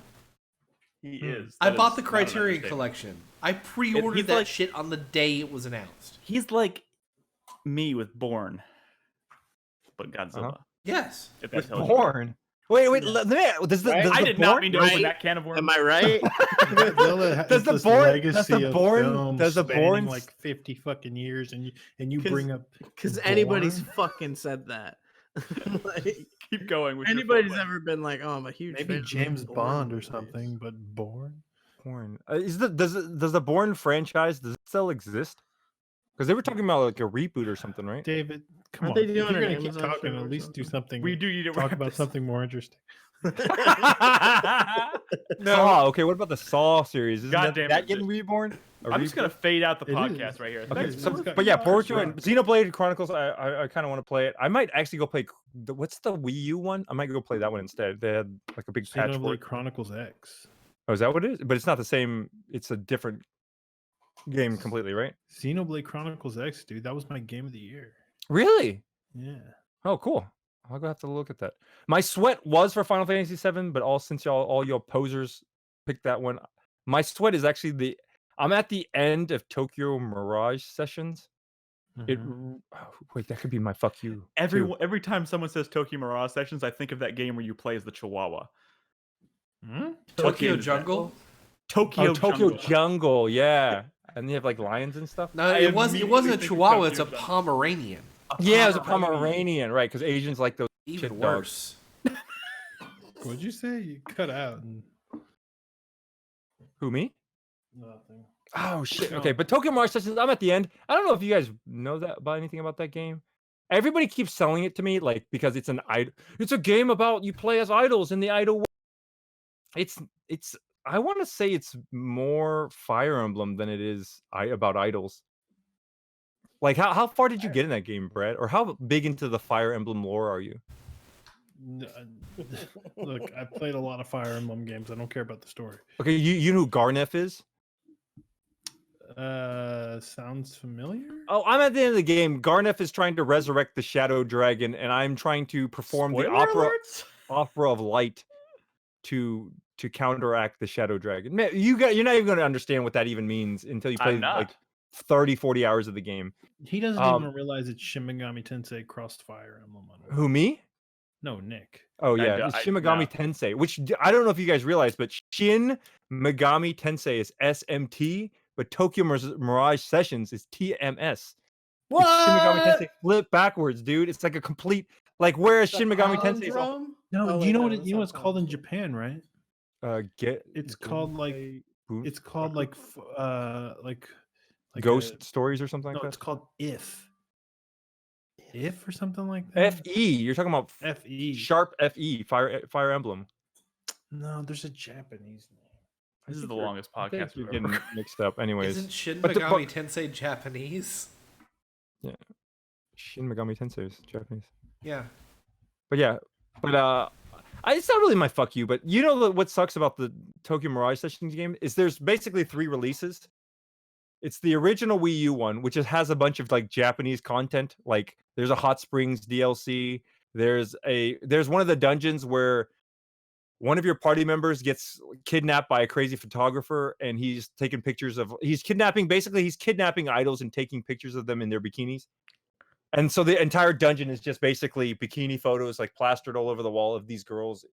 Like, yeah, but they edited it for American release. So they basically wiped out that dungeon and replaced all the pictures.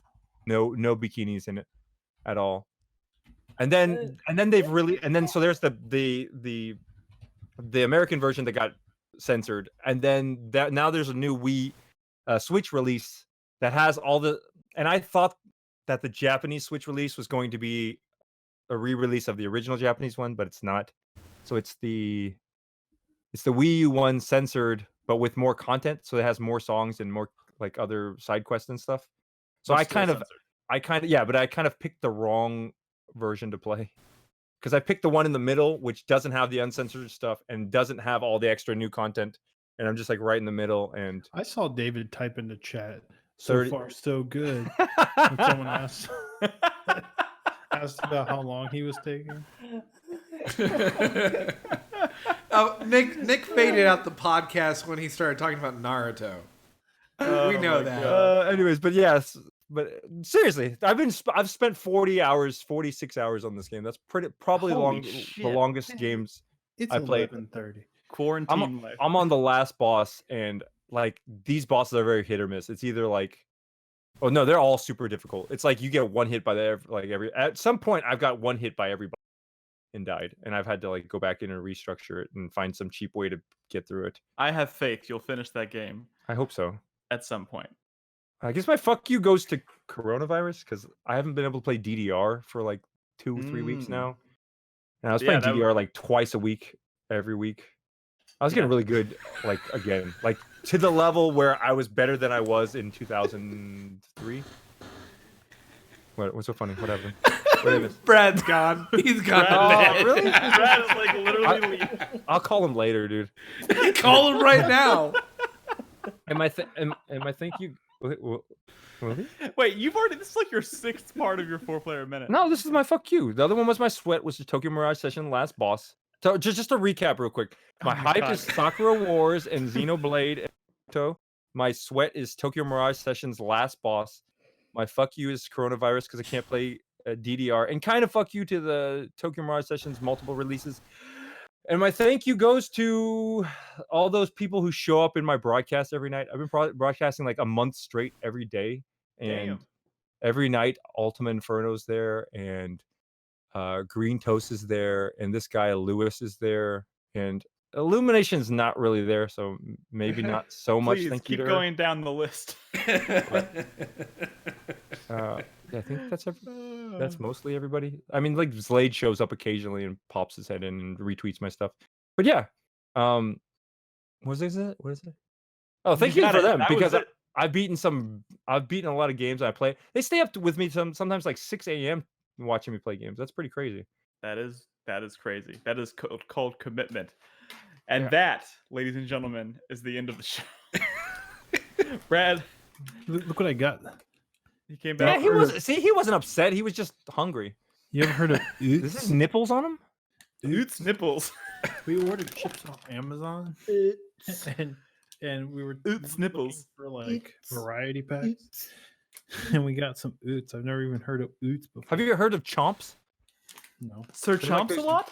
They're chomps. They're like mini beef like Slim Jims, but like all natural. All right, I'm gonna stop you there because I need to find a stopping point to wrap this show. Yeah, sure, no problem. If we David, don't end this, Thank you for being here, David. Sure. Always a pleasure. Yeah. Oh my, Is it really? what is that? you know. What is the big blue box on that top shelf up there? Oh, up there? Yeah. God damn it, Yeah, Brad, dude. We were talking about figures earlier. I wanted to mention it. Said everybody. You want to see what it is? Look, I never. Wait, can I wrap up the show first? Well, you so I don't can- want the show, these people on the show. You're gonna leave people on the show like wondering what it is. All right, well, what is it? It is. I don't know if you can see, but it is. You can't see it. Can you see it right there? It's a figure for a character named Skirvo. You remember Uh-huh. Skirvo? He's an air pirate from No. Legend of Zelda: Skyward Sword. What? Oh my God, really? Yes, that's What? the air pirate. Or you want to grab it down? Maybe I can grab. All right, you. But yeah, grab that it down. was like a $70 figure, and I waited and waited and waited. GameStop clearance it out for $10, and I bought it. Nice. That's probably a fair price. They Fucking clearance out a ton of- snag. Nick, go. Oh, oh shit. How do I close? Thanks for listening, guys. Thank you for listening. 4playernetwork.com. Video games. We talk about them. Discord.gg/4player. Oh my God, he's coming back. Patreon. Patreon.com/4player. Oh God. Have a good night. Stay safe. Play video games. Wash your hands and all that stuff. We'll see you next week. Good night. Bye.